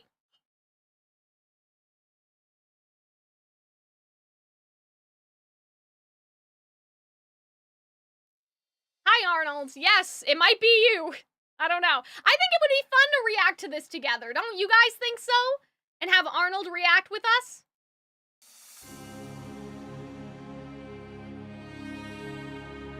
Okay.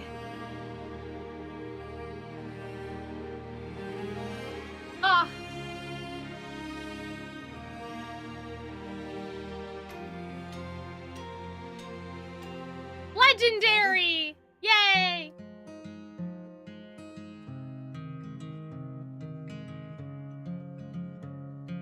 Son. But yeah, I like this warmer sound that this has to it. I really like the lullaby quality. It reminds me of Just a Man, and now, like, Odysseus gets to sing to his baby, you know? Like, we have the gentle guitar versus, like, the heavy guitar.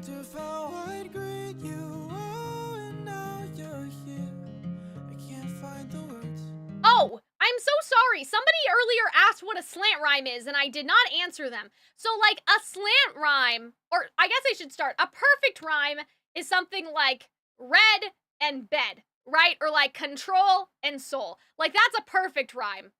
A slant rhyme, like, there's not really an exact definition for it, but it's like, it kind of rhymes, maybe.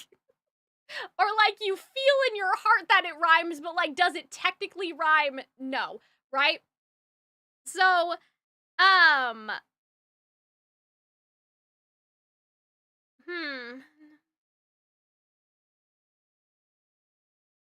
let me try to figure out where I could find one. My memory is bad.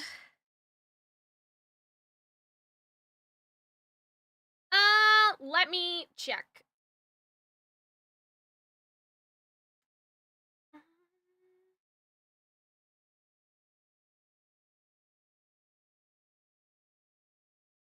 Oh, I may have picked, like, the entirely wrong song to try to do this. Let's look at the horse and the infant. I know there's definitely one. Okay. So, like, all right, my brothers, listen closely. Tonight we make the Trojans pay. 10 years of woe, oh, well, yeah, of woe too. Of war. 10 years of war they kill us slowly, but now we'll be the ones who slay. So slay and pay is a perfect rhyme. Closely and slowly is not. They end the same way, they share some letters, but that's not a perfect rhyme, so we would say that that's a slant rhyme, right? And, like, slant rhymes are mostly used in pop music as opposed to musical theater, but, like, musical theater will use them occasionally, right? You know, a lot of musical theater people believe that perfect rhymes are superior because they sound sharp, but I do think that there's a use case for imperfect rhymes, and it's when you don't want the character to sound perfect, right? Like, if a perfect rhyme is satisfying to the ear, right? If a perfect rhyme is satisfying to the ear, right? Imperfect rhymes should be allowed when you don't want the audience to have the satisfaction yet. When you want something to hang a little bit, or when you want the audience to, like, think about something.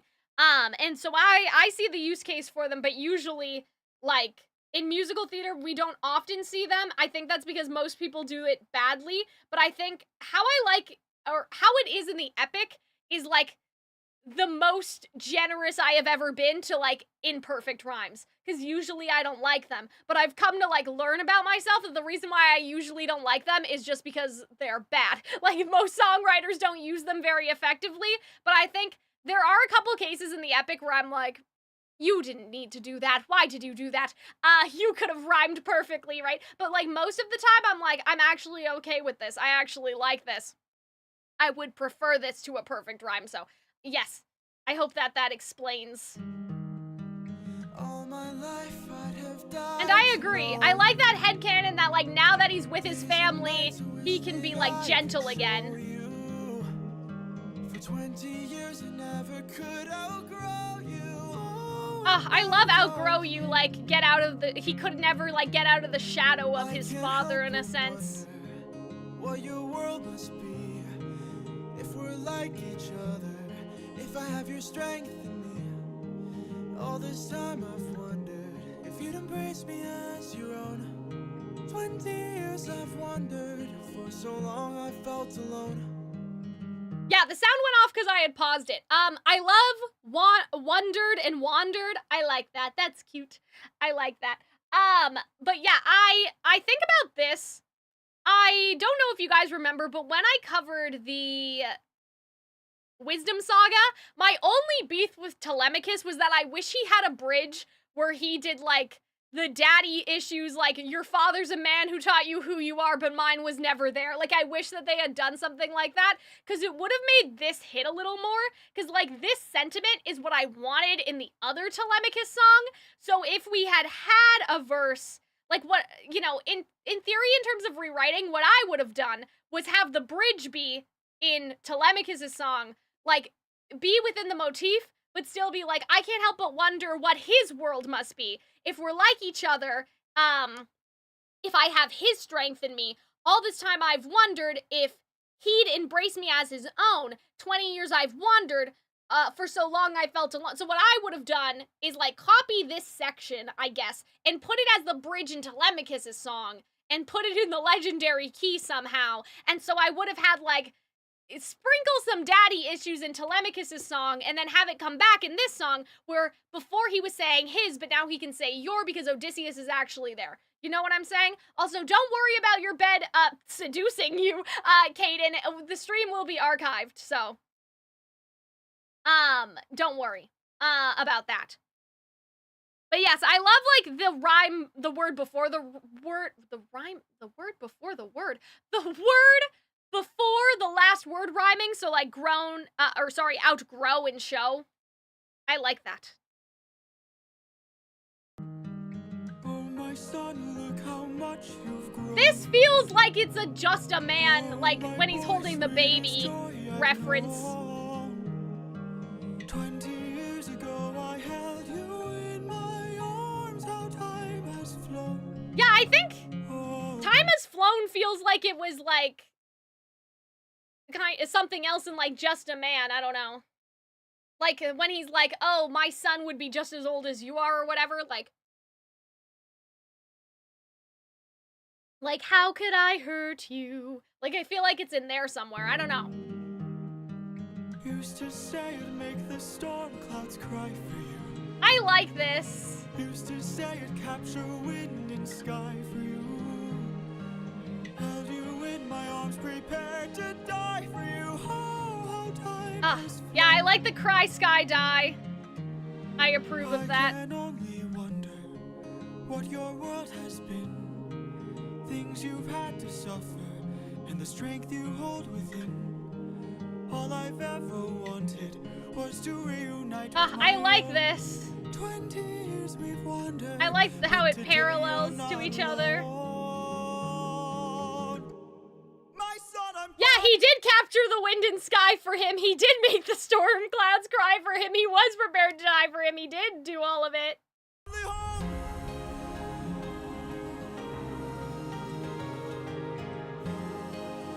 Oh, what is this? There's something in there. What is it? My son, I'm finally home.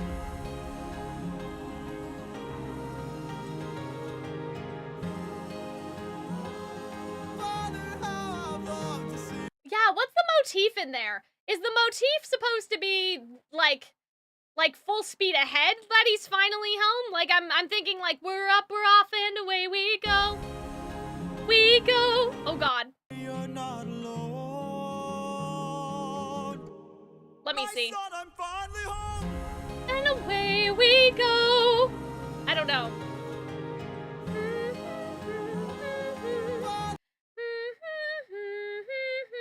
I don't think that that's right, but I feel like I've heard this before, and I don't know why, because I don't have the Google Doc. Oh, man. I don't think it's full speed ahead. I don't think that that's right.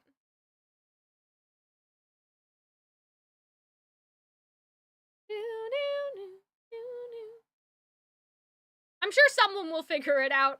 But yeah, that's really a shame about the Google Doc, because I used it, like, in the last live stream because I had discovered that it was there.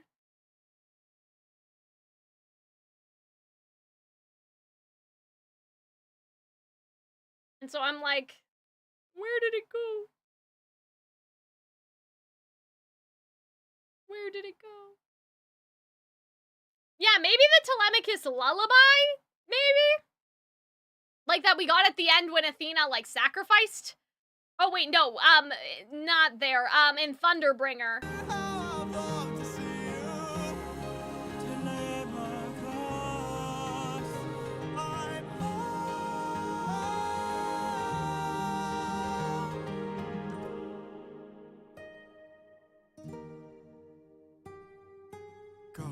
I do love the instruments. I really love the composition in this one, like, particularly.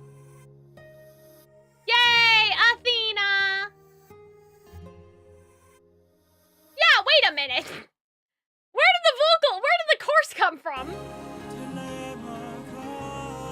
I guess it's just Athena being here and chilling, right?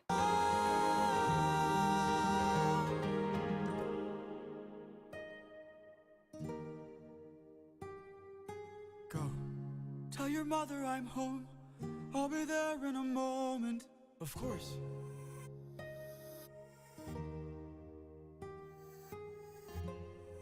I like the home and then mom, like the moment. Show yourself. Guys, this is what, like, has me crazy. Like, they're nuts. Show yourself. Like, you can't do this to me, bestie. Like, I'm gonna cry everywhere. I'm gonna cry all over everything I own. You can't do that to me. I can't help but wonder what this world could be if we all held each other with a bit more empathy. I can't help but feel like I led you astray. What if there's a world where we don't have to live this way? Ugh, her vocals are so good. I also so this is something I talked about in my Athena video, right? That Athena is very arrogant. Like, she's the goddess of wisdom. She's not the goddess of people skills. She's right. When she talks about, like, in My Goodbye, and what she talks about in Warrior of the Mind, like, she's right. You know what I mean? She's not wrong, but just the way that she says it is what's not correct. You know what I mean? And so it's her own arrogance of, like, you know, this is something I talk about in the video, so I would recommend watching it. I know I've talked about it like 400 times, but in that video, I make a point that Athena never goes, hey, if you want to see your wife and your son again, you're gonna need to be ruthless. She never says anything like that. She never appeals to Odysseus emotionally. It is always, I know best, so you listen to me, right? If she was smart, right? But she's not smart, she's wise. If she was smart, she would have said, hey, if you want to see your son and your wife, this is what you have to do. But the reason why she never says anything like that is because she does not give a fuck. She thinks that Odysseus should listen to her because she's Athena, right? And so what I like about this compared to My Goodbye and Warrior of the Mind, and this would be like if I remade Warrior of the Mind video today, you know, I would have included this part, like, in terms of showing the progression of Athena's character.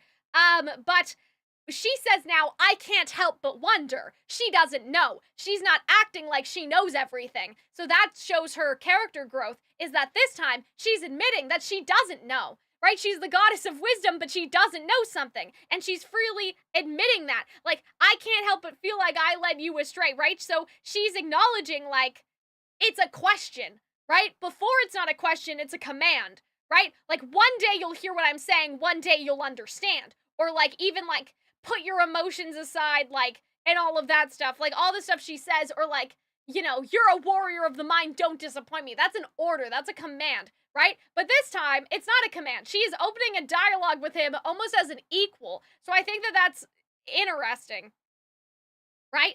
Like, she's like, I can't help but wonder what the world would have been like if I had acted differently, and what the world would be like, period. I don't know, bestie. I thought I knew. I thought I knew what would happen if I trained up a warrior of the mind. I don't know. So I really like that progression for her character, right? Yeah, I think that their reunion, I wish it was a little longer too, but I think that, like, it was succinct. You know what I mean? I feel like that they said just enough that I understand that it's like Odysseus is like, because I don't think that she's actually permanently out of his life. You know what I mean? Like, I interpret it as they have this like brief moment together, but then like moving forward, I imagine as the story continues that, yeah, like Athena's around Telemachus, so of course Odysseus will still see her, right?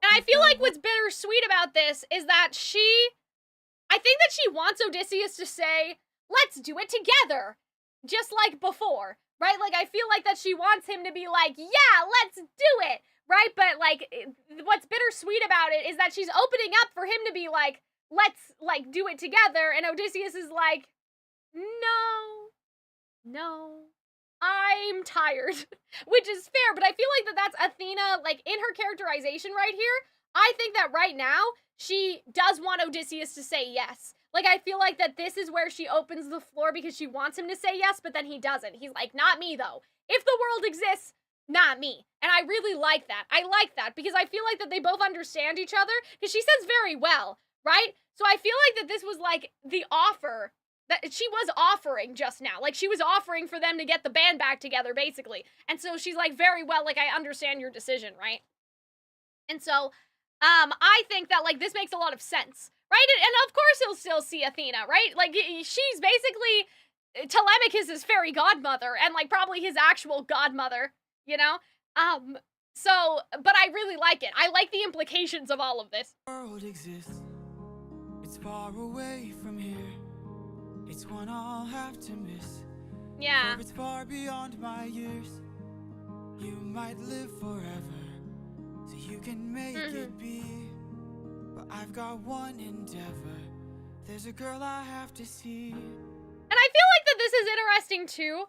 And I wonder if, like, upon a revision, maybe, like, the musical will dig into this more. But, like, you know, there's kind of like a backdoor theme in here of, like, we all have these lofty ambitions, right?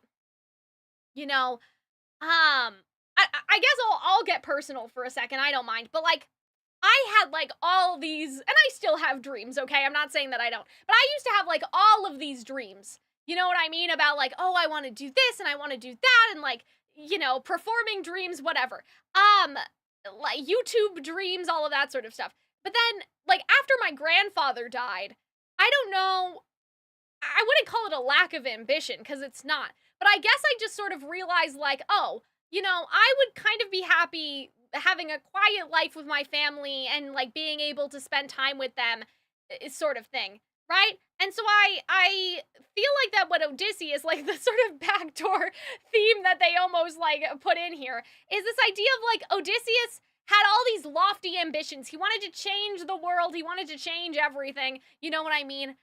He wanted to, I don't know, like, he had these, I don't want to say they're delusions, but, like, these ideas of grandeur, right? Like, in this, oh, I'm gonna be this king, and we're gonna change the world this way, we're gonna be a warrior of the mind. But now that he's gone through this entire journey, and has arguably changed a lot, like, personally, but also changed a lot of the world, right? He's realizing that it almost, the glory kind of wasn't worth it, you know what I mean? Like, he would have just been happy if he was at home with his family. Obviously, he had to go to try to fight for his family, but I kind of get this, like, again, I say backdooring because, like, they never explicitly say it, but I kind of get, like, this implication, or, like, reading between the lines, I sort of feel like Odysseus had, like, wanted the grand adventure, right? Like, that's why he joins up with Athena, right? To be the warrior of the mind, to change a lot of stuff, you know, to have those adventures, to fight with a goddess, right? And so, you know, he goes to Troy, obviously, to defend his family, but I feel like that under there might have been a little, like, ego, right, of wanting to be the great king of Ithaca, right?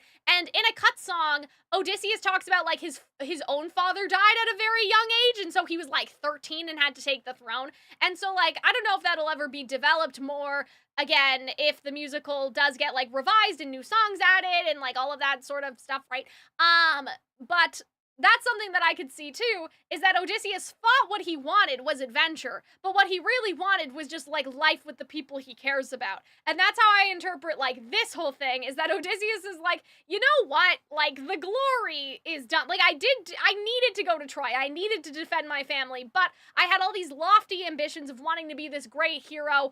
Like I'm okay just being at home with my family. That's what was really important, and I didn't know that before. I didn't know how important it was to be with them until I lost them. Like that sort of theme in there too. So yeah, that speaks to me very nicely in terms of like, as we grow older, like I feel like this happens to everyone at some point where we're just like, a perfect night to me sounds like chilling at home and having popcorn and like watching a movie with my boyfriend, right? Not necessarily like, and getting home from like a 9 to 5. Not being on Broadway and like performing until midnight every night, right? Like, you know, I don't know when the switch happens, but I think a lot of people, like, obviously, yeah, like we still have our dreams, we want our careers, we want to perform, we want to do great things, but I think that like sometimes there's just like that switch happens in you where you're like, actually, I don't need to be a famous YouTuber, you know? Like I don't need to like make like millions of money, like, you know, or whatever. Like I don't need to do this. I'd be okay with taking a step back to spend time with the people we care about. And so I kind of see that, all of that going on in there. You know, I would like money, you know.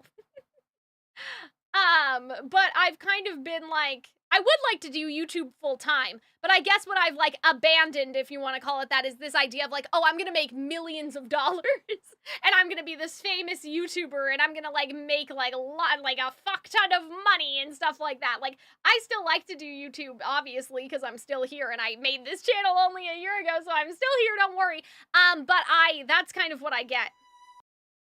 That's kind of what I get in that. It's like, you know, the days where you're done chasing glory and you focus on what really matters in your life, you know? We're here to have a good time. At least I think so. The way that you can hear him breathe when he sees his, like, wife, like, you know what I mean? Like, when he sees his wife again is crazy.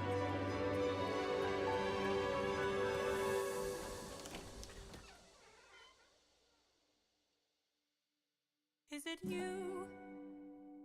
Have my prayers been answered? Is it really you standing there? Or am I dreaming once more? Okay, no rhyme so far. You look different. Your eyes look tired. Your frame is lighter. Your smile torn. Is it really you, my love? I think the only rhyme in there is, like, a slant rhyme is torn and more? Am I crazy? Have my prayers been answered? Is it really you standing there? Maybe there in prayer? Probably? Maybe slant rhyme? Yeah, okay. Is it really you? Have my prayers been answered? Is it really you standing there? Yeah, their prayers. Okay. Or am I dreaming once more? You look different. Your eyes look tired. Your frame is lighter. Frame anything? No. I don't think that there's anything. Lighter and tired, I think, is another slant. So that's interesting, because, like, I don't know. It's just interesting for Penelope to always sort of operate in, like, that slant rhyme world, at least most of the time. Like, most of her things are, like, slant. Like, she's really in the middle a lot. I am not the man you fell in love with. I am not the man you once. Yeah, I do agree, Tempest. I don't want to get too ahead of ourselves, but I wish Penelope's verse, instead of saying, like, you are the man I fell in love with, like, I wish that instead of her saying that, I wish she, like, mirrored, like, I'm not the woman you fell in love with either, but we'll get through it. Like, you know what I mean? Because I feel like that, like, it almost undermines a little bit. Like, that's my only problem with the song, is that, like, her being like, don't tell me you're not the same person, right? Like, I know what she means, but I feel like, don't tell me you're not the same person kind of undermines the theme a little bit. So I wish that maybe, like, my only wish, because I do like the song, is that I wish that Penelope had, like, I'm not the woman you fell in love with. Like, I know that, like, woman is a little too long compared to man, but, like, I would have liked that, like, that she's also changed instead of her being like, no, you are my husband. Because I know what she means, but, like, you are not the same, or, sorry, you are the same man. Like, that kind of goes against the theme a little bit. I think mostly this song is thematically in the pocket, but there's, like, one or two lyrics where I'm like, I would adjust the wording of that a bit more, personally. I am not your kind and gentle husband, and I am not. Oh yeah, the girl you fell in love with. Yeah, sure. Would you fall in love with me again? Yeah, like I would have loved, like, if she mirrored it back, you know? The things I cannot change. Would you love me all the same? I know that you've been waiting. But yeah, I agree with Bidden in terms of, like, but she's not the main character. You know what I mean? And so, like, yeah. You know, like, that would work really nicely if it was a split narrative with, like, Penelope and Odysseus are dual protagonists that are equal in narrative importance. You know what I mean? But yeah, I agree with Bidden that that's probably, like, the logical reason why. But I guess in my dreams, if I made the musical more, like, split between Penelope and Odysseus, that is what I would do. I don't know. But I do like this song. I think, like, 99% of it fits thematically. And I think it's really, like, as a conclusion, I think it hits. What kinds of things did you do? Left a trail of red on every island. I like that he doesn't lie, by the way. I traded friends like objects I could use. Hurt more lives than I can count on my hands. But all of that was to bring me back to you. So tell me. I really like this, because it's, like, hands and island doesn't perfectly rhyme. And then you and use doesn't perfectly rhyme. So, again, Odysseus being honest in the middle, but then also, like, it feels as though he is, he's not an access or deficiency. He's just, again, telling it like it is. He's being honest, but it also feels like a progression because you have use, and then you have you, and then you have island, and then hands, and, like, where the stress is, it sounds like we're building towards something, which is, nice. Fall in love with me again if you knew all I've done, the things I can't undo. I am not the man you knew. I know that you've been. I feel like Just a Man is still in here somehow. Like, the things I can't undo, I am not the man you knew, I'm like, Could you do me a favor? Just a moment of labor that would bring me some peace. Yeah, labor and favor is kind of That interesting. wedding bed, could you carry it over? Lift it high on your shoulders and take it far away from here.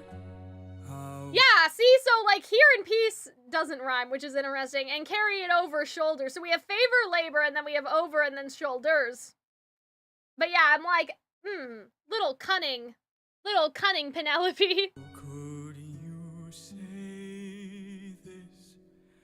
I had built that wedding bed with my blood and sweat. There's, like, again, that high-pitched noise that almost sounds like the underworld noise again, that I'm like, danger leitmotif? A symbol of Yeah. love everlasting. Do you realize what you have asked me? The only way to move it is to cut it from its roots. Yeah, like, I feel like that's supposed to be, like, how could you say this? I don't know, I heard, like, danger or something, and so I wonder if it's, like, it's not, like, dangerous to, like, Penelope. Like, he wouldn't hurt Penelope. It's just, like, you know, it broke his heart a little bit. But yeah, I loved Everlasting, and then You Have Asked Me. Like, I'm kind of a sucker for that one. I see your wife with the man who is haunting. Oh yeah, that's true. So maybe that's, like, supposed to be that the prophecy's being fulfilled? Interesting. Love this part. Oh, you're not the same man, then get rid of our old wedding bed because you're not the same man. Oh, you built it? You care? It's because you're still the same man. Yeah, I think that makes sense, Tempest. I think that makes a lot of sense, right? It's to prove that it's him, but that it's also him in, like, his heart, right? If he's truly ruthless, if he doesn't care about anything, if he's entirely closed off to sentiment and closed off to the entire world and doesn't love anyone, why would he give a fuck about the wedding bed? You know what I mean? Right? And so I think that, like, it's kind of a double meaning. Like, in the book, I believe, she uses this to just prove his identity, period. But I think that it's also, in this case, being used in order to be like, you do care. You do have feelings still. You do have sentimentality from the past, right?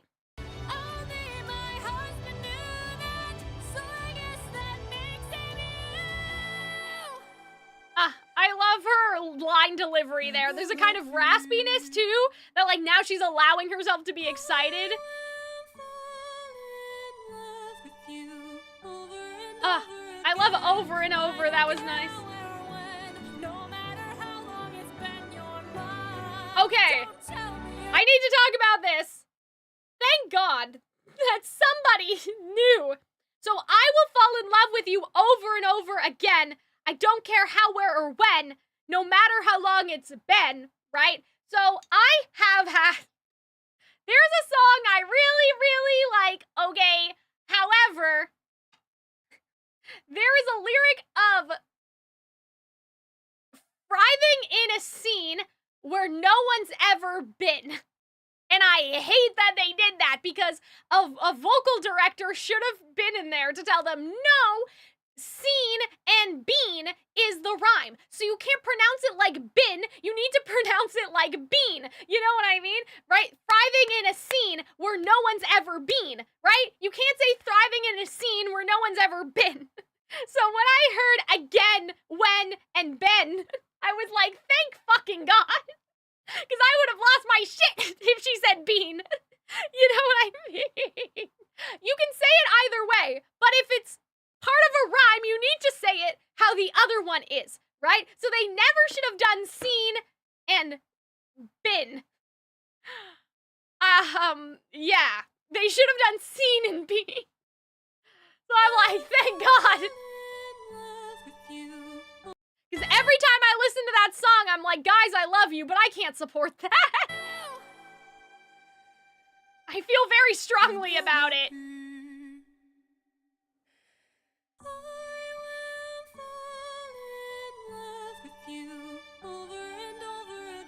Yes, again. When. Ben. Thank God.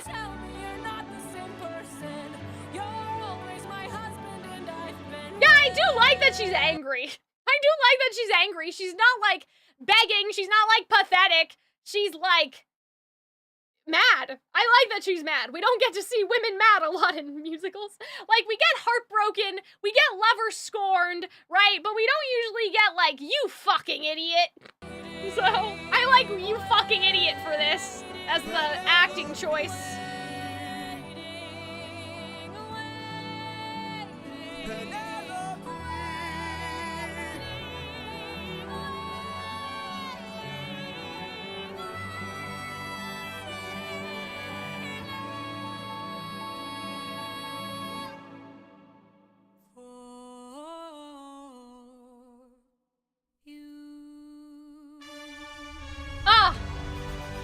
The instrumental break here, because you hear the just a man motif, right? Away from what I've known, I'm just a man who's fighting for his life. Deep down I would trade the world to see my son and wife. So that's nice.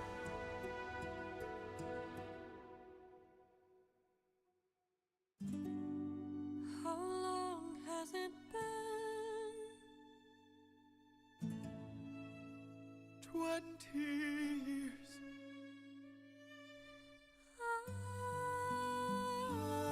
I love you.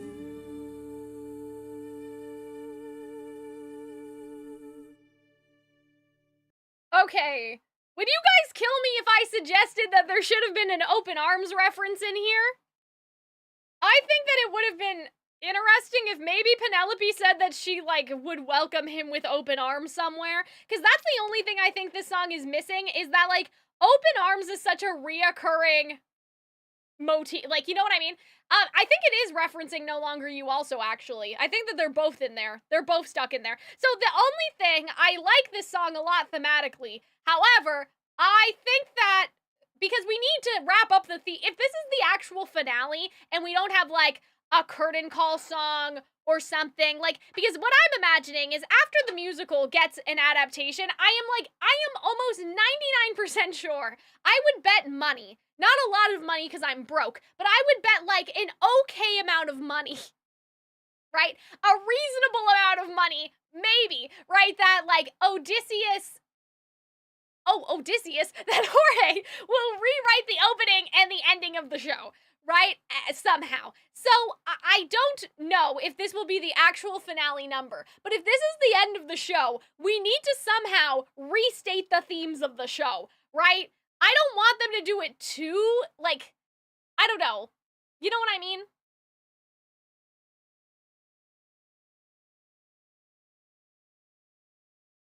I don't want it ending with siding with either. I guess that's true, but it kind of has to. And here's what I mean by that. Like, the whole point of the show is that Polites and Athena are at two opposite extremes, and Odysseus finds the happy medium between the extremes, right? So I know what you're saying, Bidden, is that you feel like that Penelope saying open arms would be too much as though it's siding with Polites.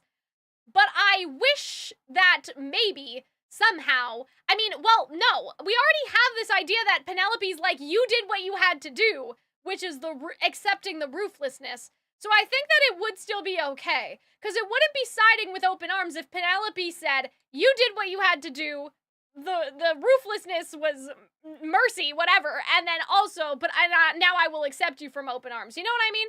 Yeah, maybe a lyric from open arms that isn't the phrase, right? Like maybe something like the seeing the guilt inside the heart, like maybe something like that would be better, because I feel like that using both would be the middle ground. And so Penelope, to me, already acknowledges the ruthlessness, right? Like, she already acknowledges, like, you know, you did the things, like, right? And the things that you did them because you came home. Or you, were fighting for us, right? So, like, that's my, like, one nitpick, I guess, at the end here, is that I would have liked somehow, I don't know how, but somehow for, Penelope to be, like, referencing, yeah, like, the open arms, like, yeah, I see your guilt inside, but my arms are open wide, like, something like that, like, acknowledge that he did the bads, that he was a monster, but, you know, that there is the middle ground, right? Yeah, like that Penelope had the open arms mentality towards Odysseus's ruthless mentality. Yeah, exactly. Or like, because that's the whole lesson that Odysseus did learn, right? The lesson Odysseus learned was the appropriate time to be ruthless versus the appropriate time to be merciful. So like, if you have Penelope sort of acknowledging that there is an opportunity for both, or like, just because you were a monster doesn't mean that you can't have love again, like that sort of middle ground, I think we can find it, guys. I think it's in here. I think we can find it. So that's like my one thing, is that as the closing number, this doesn't necessarily 100% answer the thematic question that was posed at the beginning of the show, but that's because in my opinion, I think that the opening needs a rewrite, and then when the opening's rewritten, we can come back to that and reference it at the end, right? Like in Hunchback, you have that, who makes a monster, oh god, in Hunchback you have, who is the monster and who is the man, right? Then at the end of Hunchback, you have what makes a monster and what makes a man, right? Like, I want something like that in there, where it's like, we went on the journey. Yay! I understand what you mean, though, Bidden. You don't want to hear the open arm lines. Yeah. I think that maybe the guilt thing would make sense. Like, I think that, like, my arms are open wide, like, would be different enough. We don't need Polites. Let him rest. Let him rest. But yeah, I think that that makes sense to me in terms of, like, there should be something. If we had a rewritten opening number, there should be something that references, like, the idea of the medium.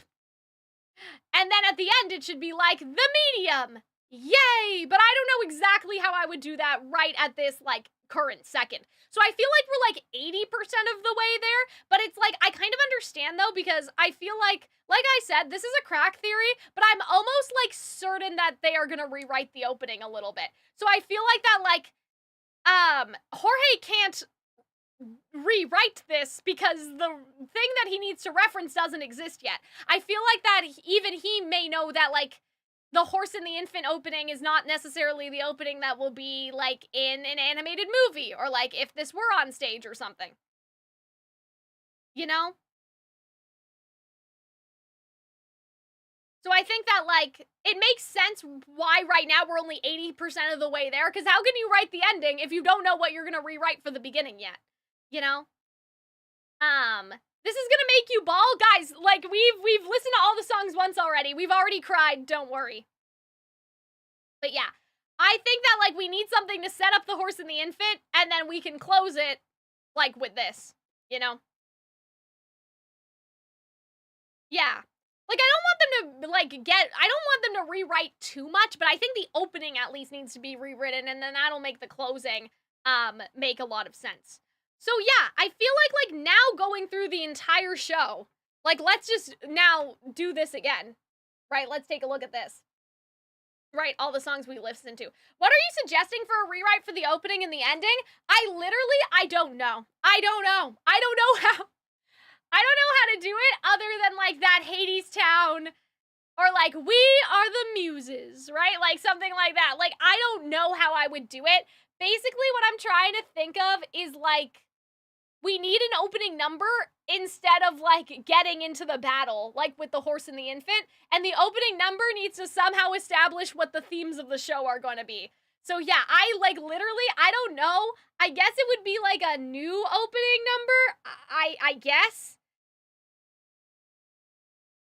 Yeah, the opening is a little too sudden as it is right now. So I'm kind of picturing, like, the Hunchback, or, like, Deliver Us, like, exposition number, like the 6-minute exposition number, you know what I'm saying?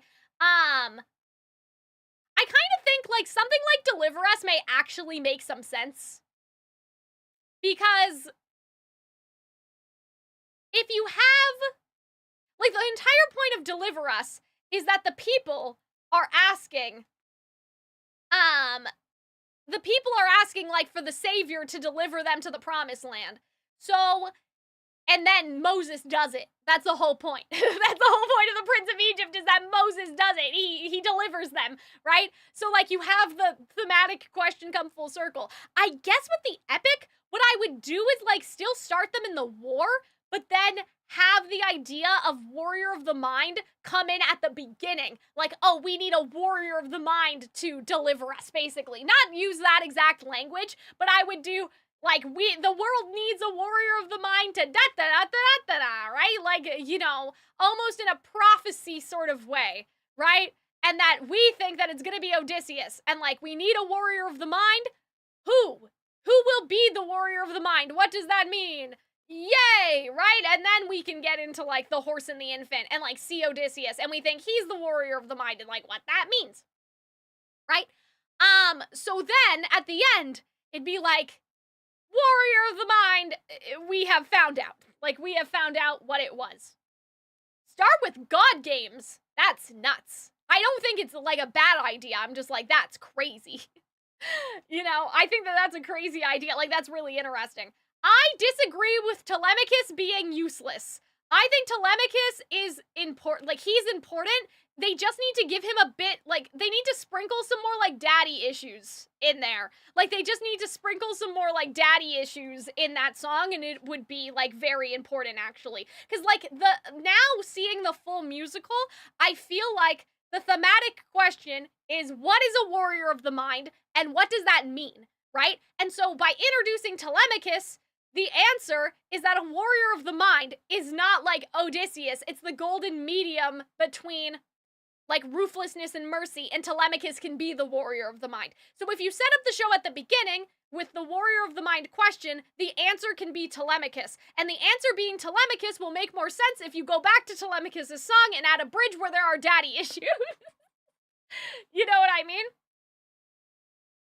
It doesn't seem like he has daddy issues. I think he does. He's, you know, he kind of like sings about not knowing his father. I want like the father's a man who taught, like your father's a man who taught you who you are. Mine was never there. Like he talks about his dad not being there, but not really what it means to him. He doesn't have daddy issues though, but he should, maybe. Maybe that's what I'll say. I think like he does, but they're just not explored very well in terms of like, he's living in Odysseus' shadow. How do you know how to be a man and a good king when there is no man, right? Like, how can Telemachus be a good ruler? How can he be a good husband, let's say? How can he be a good father when none of that stuff has been, like, mimicked to him? So I think that, like, Telemachus has it, but they don't talk about it. They talk about it kind of in his song a little bit, like a little bit. Like, there's a light dusting, but I want a more kind of stronger bridge of the daddy issue.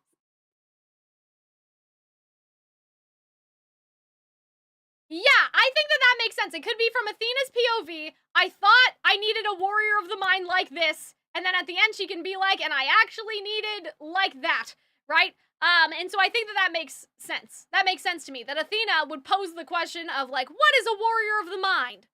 Who do we idolize? Who are our heroes? What do we look for in a ruler? Yes, exactly. I'll teach you all the things your daddy never could. Like, that's literally a line, right? So, I think that's important.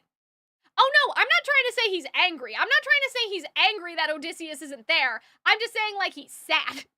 Like, he's sad about it. He's lamenting it. He's like, well, what would my life be? Who am I supposed to be without, like, knowing my father? You know, like, it's just, he's questioning. I wouldn't say that he's upset. But yeah, Antonius brings it up. So we need Telemachus to also bring it up, I think, in my opinion. So yeah, obviously, I kind of want to do a video about this now, because I feel like in a video format, this will make a lot more sense. But I guess right now, I'm thinking, like, just right now, I'm thinking, like, that's how I would, in a very early stage, kind of, like, rewrite things. Yeah, Legendary, I feel like, just needs a bridge. Like, I just want a bridge to, like, dive into something a little bit more emotionally. Like, it's definitely there in Legendary, but I just want a bridge, guys. I want a little bridge, you know? Please make a video. I probably will eventually. It'll take some time, though, because I really need to, like, script it and think about it. It'll probably just be me sitting here. Like, I'll just sit here and talk because, like, I have no visuals. I have no money. I have no graphics. Yeah. Like, you know what I mean? But yeah, I would like to sort of plot out, like, oh, this is what I would change and this is what I would rewrite and, like, whatever. I like that idea that it's Athena, but I think that the problem is with that, Leslie, is that, like, Zeus is kind of important later. So, like, Zeus being the one to do it calls back to, like, other things. Like, you know what I mean? Because Zeus needs to be there. Because then when Odysseus fucks up later, it's more personal. The fact that, like, oh, I asked you to do this thing and you did do it for me. Now I'm asking you to make another sacrifice. Like, we kind of need that, like, narrative symmetry. But yeah, I think that, like, I want Athena in that scene, though. I do want her in that scene. But yeah, I think that we would have to make a new song, basically. I don't think that there's any way to, like, stick Warrior of the Mind at the beginning of the show. I think that it would just be, like, an illusion. Like, you would use the same motif, but, like, we would need another song, basically. And it would be, like, Athena, you know, this is a story all about how my life turned upside down, whatever it is. I'm thinking of Fresh Prince. I didn't think of that, sorry. Oh no, don't apologize. Don't apologize for your ideas. I don't want you guys to feel bad. I don't want you guys to feel bad. We're just talking. It's okay. I still love you. Don't worry. Are you happy that at, I don't know, Idiots React, you'll have to talk more about that. You'll have to explain. Oh, what I was gonna do was, sorry, I was gonna, like, rank which ones I like the most. I think. Like, I think that, like, they're all good, though. That's the problem. Like, this is the one where I'm like, all of you are good. So, like, how do I even rank this? I guess I would say Hold 'Em Down, Challenge, I Can't Help But Wonder. No, but I don't want to put this song last. this song.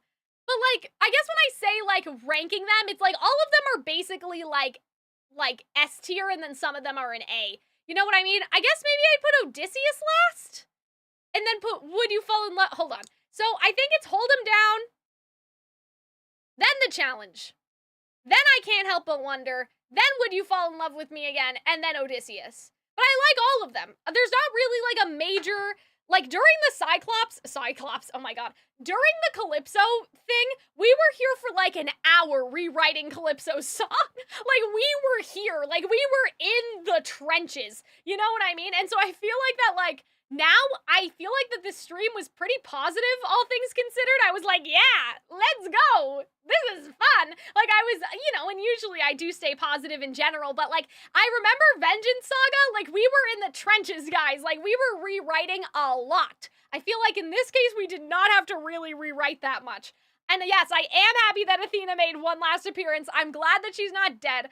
And so, yeah, I'm kind of excited to do, like, a little, like, rewritey sort of, you know, thing. I don't know. I think that, like, I'll probably do a rewrite video before I rank them, because I feel like that, like, it would be easier. But yes, we will listen to the saga again. So I explained this at the beginning of the stream, but I will say this one more time as we are closing off and we are ending. Thank you guys for staying here so long with me, by the way. Like, I can't believe that 100 people have listened to me talk for 4 hours, right? Like, there's been at least 100 people here the entire time, I think. So, like, that's nuts. That's crazy. But what I will say is that, like, I want to, like, with Arnold or Hunter, react to the full thing, like, probably the premiere party or something, like, something that has all the animatics in it, right? And so I don't know who will rise to the occasion.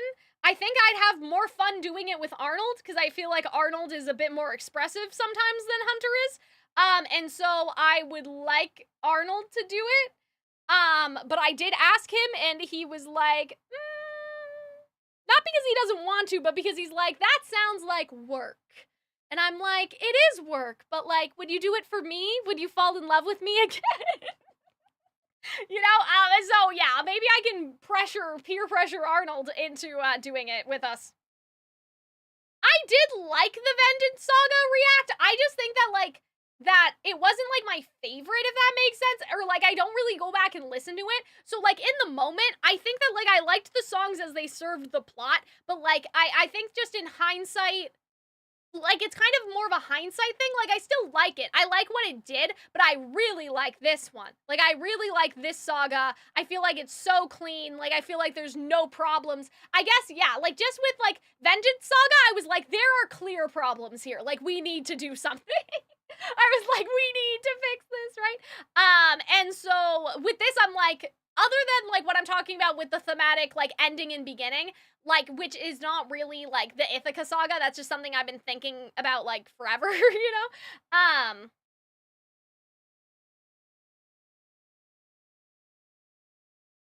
Oh, what I was trying to say was, like, the idea of rewriting that I've, like, been posing has nothing really to do with this saga as much as, like, oh, well, the show's over now, so now I can think about it, but, like, yeah, like, in terms of rewrites, I think that this has been the stream with, like, the least amount of rewrites, even though we've talked about it for, like, just as long, right? But yeah, I think that, like, this is where I'll leave it for today. Yeah, it's fun work. You guys gotta tell Arnold at Murder of Birds on Twitter and be like, Arnold, won't you react to Epic the Musical? And, like, put a little sad face emoji. Put a little sad face or something. But yeah. I don't really have anything else to say, I don't think, other than maybe I'll try to redirect you guys to the Epic video if I can do that, but I probably can't. But yeah, go watch the Epic video if you haven't already. Go bully Arnold on Twitter, I guess. I guess this is random. I don't know if you guys probably know who Caleb Hales is, right? He's doing, like, some sort of Hercules, but, like, a villain song thing, kind of like Lydia the Bard. And the composer that I worked with my Fox and Neo song, Tony, actually did the music for Caleb's, like, project. So I don't know if Caleb's thing is out yet, but I guess that's the last thing that I'll plug in the stream is, like, yeah, go watch, if you're not watching my Warrior of the Mind video, yeah, Tony did something for somebody, and so I'd like, I'd like you guys to, you know, supporting Caleb basically it kind of extends to supporting Tony, right? Actually, this came out 1 day ago. This came out a day ago, actually. I will link that in the chat.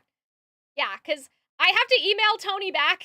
He emailed me and he was like, let's get on a chat sometime. And I was like, okay. And then I never emailed back because it was Christmas and I was busy. But yeah, I'll link it in the chat because, you know, I've worked with Tony before and he's cool. So I believe he did like the mix and then the instrumentation for the song. And obviously like Tony works with like Lydia the Bard a lot too. So if you watch Lydia, it's been Tony's work. So yeah, you know, if you're not gonna watch one of my videos, I'll throw some support their way and shout out whatever they're cooking. Cause Tony's been cooking. You know, he's done a bunch of stuff with Lydia, but it's nice to see him like do stuff with other content creators. Cause he cooks, right? So yes. But we will talk about other things another day. Like, we will do a rewrite, we will do maybe a ranking and stuff. So yeah, definitely not the end of epic content for me, just the beginning. Yes, I do want to start reacting to other YouTubers' song. Idiots React, you are correct. I need to make sure that, like, Lydia, I have seen her give people permission, so I'm assuming it's okay. With Caleb, I would have to check. I would like to react to Caleb's song, ideally, first, probably. And so, yeah, like, I would love to start reacting to, like, the fan songs that I've seen floating around. Yeah, so I need to make sure, just, like, double-check permissions with all the respective YouTubers, because there's one YouTuber that I like their songs, but I'm not sure, because she has a policy, like, don't re-upload my content anywhere else, but I don't know if she means re-upload, like, even reaction content, or if she just means, like, no, don't do it. Like, you know what I mean? Like, the actual song. If that makes sense. Like, I don't know if she means, like, don't re-upload the actual song and just rip it and whatever, or if she means, like, I don't want my work re-uploaded anywhere, and that includes, like, as a reaction. So I need to investigate some things. I'm pretty sure Lydia's okay with it, because Mortius, they've reacted to some Lydia songs, so I think. But yeah, I want to make sure that I'm not, like, you know, stepping over people. Like, I want to, yeah, exactly. I want to account for people's wishes, so if people don't want reactions to their songs, because I get it, right? You put, like, all this time into something, and then some, like, fuck-ass YouTuber does a reaction to it, and they're barely contributing. Like, all I can say for myself is, like, the argument I will make for my own journey, whatever, like, other YouTubers, you know, I get that, but, like, the promise that I will make to any YouTuber that I do reaction content for is that, like, it is not gonna be me sitting there and, like, smiling every 5 minutes. It's probably gonna be like this, where we end up talking about the song for an hour, right? And so it will not just be a re-upload and, like, profiting off other people's work. I do want to actually, like, critically talk about it, right? And, like, contribute my own opinion to it and everything. So, you know, if I do seek permission, I try to tell people, like, exactly what I'm doing, you know? And so it won't be as long as something like this, but I definitely, like, with, say, if I were to react to, like, Lydia's song or, like, Caleb's song, I would want to do, like, here's my reaction, and then, like, okay, now that I've listened to the song once, let's do a watch back, let's talk about the lyrics, let's talk about the music. And obviously, like, it's YouTube, so it's not, like, the same standards as, like, a professional musical. You know, I'm not gonna be like, and this is garbage, because that's not nice. But I do want to talk about, you know, the things I like about stuff, right? And, share some praise their way and analyze their songs. So, yeah, I think that that's it. Oh, I will be streaming Stray Gods at some point, but Arnold is, like, taking my computer over hostily for the next couple days because he has to stream. So we're basically, like, sharing the computer in the divorce, except we're not divorced. We're, like, you know what I mean? Because we both have stuff to do, and he has, like, sponsorship obligations, so I won't be here lately. I won't be streaming it in the next couple days, but I do want to stream Stray Gods, and if the audio on this stream sounded good, and it wasn't, complete shit, I will do that soon. Because this stream is kind of like an audio test for, like, well, what is my volume hitting? Is it okay now? Have we finally solved the problems? Yes, I do know Pixel Playhouse. I think that they commissioned Aster to do a video sometime, but I think it was a video essay as opposed to, like, a song. But I think Pixel Playhouse did, like, the Disney villains talking to, like, the CEO of Disney or whatever, like, that sort of thing. So I'll have to check them out as well. There's a lot of songs. I've been, like, purposefully trying not to listen to the, like, Lydia's songs because I'm like, oh, I want to do a reaction now because I've heard some of them. Like, I heard the Frozen one. That's how I met Tony. or got into contact with Tony, is that I heard the Frozen one and I was like, I want him. I think it was the Frozen one anyway. So I've heard a couple of hers, so I'm trying to like quarantine myself, like, no, I can't listen to Caleb's song yet. I want to react to it, maybe, if I'm allowed. So yeah, that is everything from me, you guys. Stream sounds great, good. I didn't know there were ever issues. I couldn't tell that there was one. Great. That's honestly, that makes me so happy to hear, because a couple days ago, I was really crashing out again about my audio. People have just told me that I'm, like, too loud. And I'm sure that I'm still loud to some extent, but there was like loudness to the point of sometimes not clipping or peaking, but just like kind of weird momentary distortion. And so I think I finally fixed that. So hopefully now everything's okay and I'm not bursting your eardrums, or if I am, it's like with love instead of like with pain. So I think that that's basically where we will end our 4-hour, what the fuck were we doing for 4 hours? Is this the longest one? Can we get a fact check on that? If this is the longest epic stream that we've done? Or were the other ones longer? Let me look. Oh my goodness, 22 people subscribed today. That's great. That's good. Oh, this is like the longest one by... Oh, it's actually shorter than Wisdom Saga right now. So Wisdom Saga was technically a minute longer, but I'm not going to prolong the stream just to get past it. So anyway, I will see you guys later. I hope you guys had fun. And yes, thank you guys. Thank you guys so much for joining, and have a happy holiday still. I will be back next week. Bye, everybody.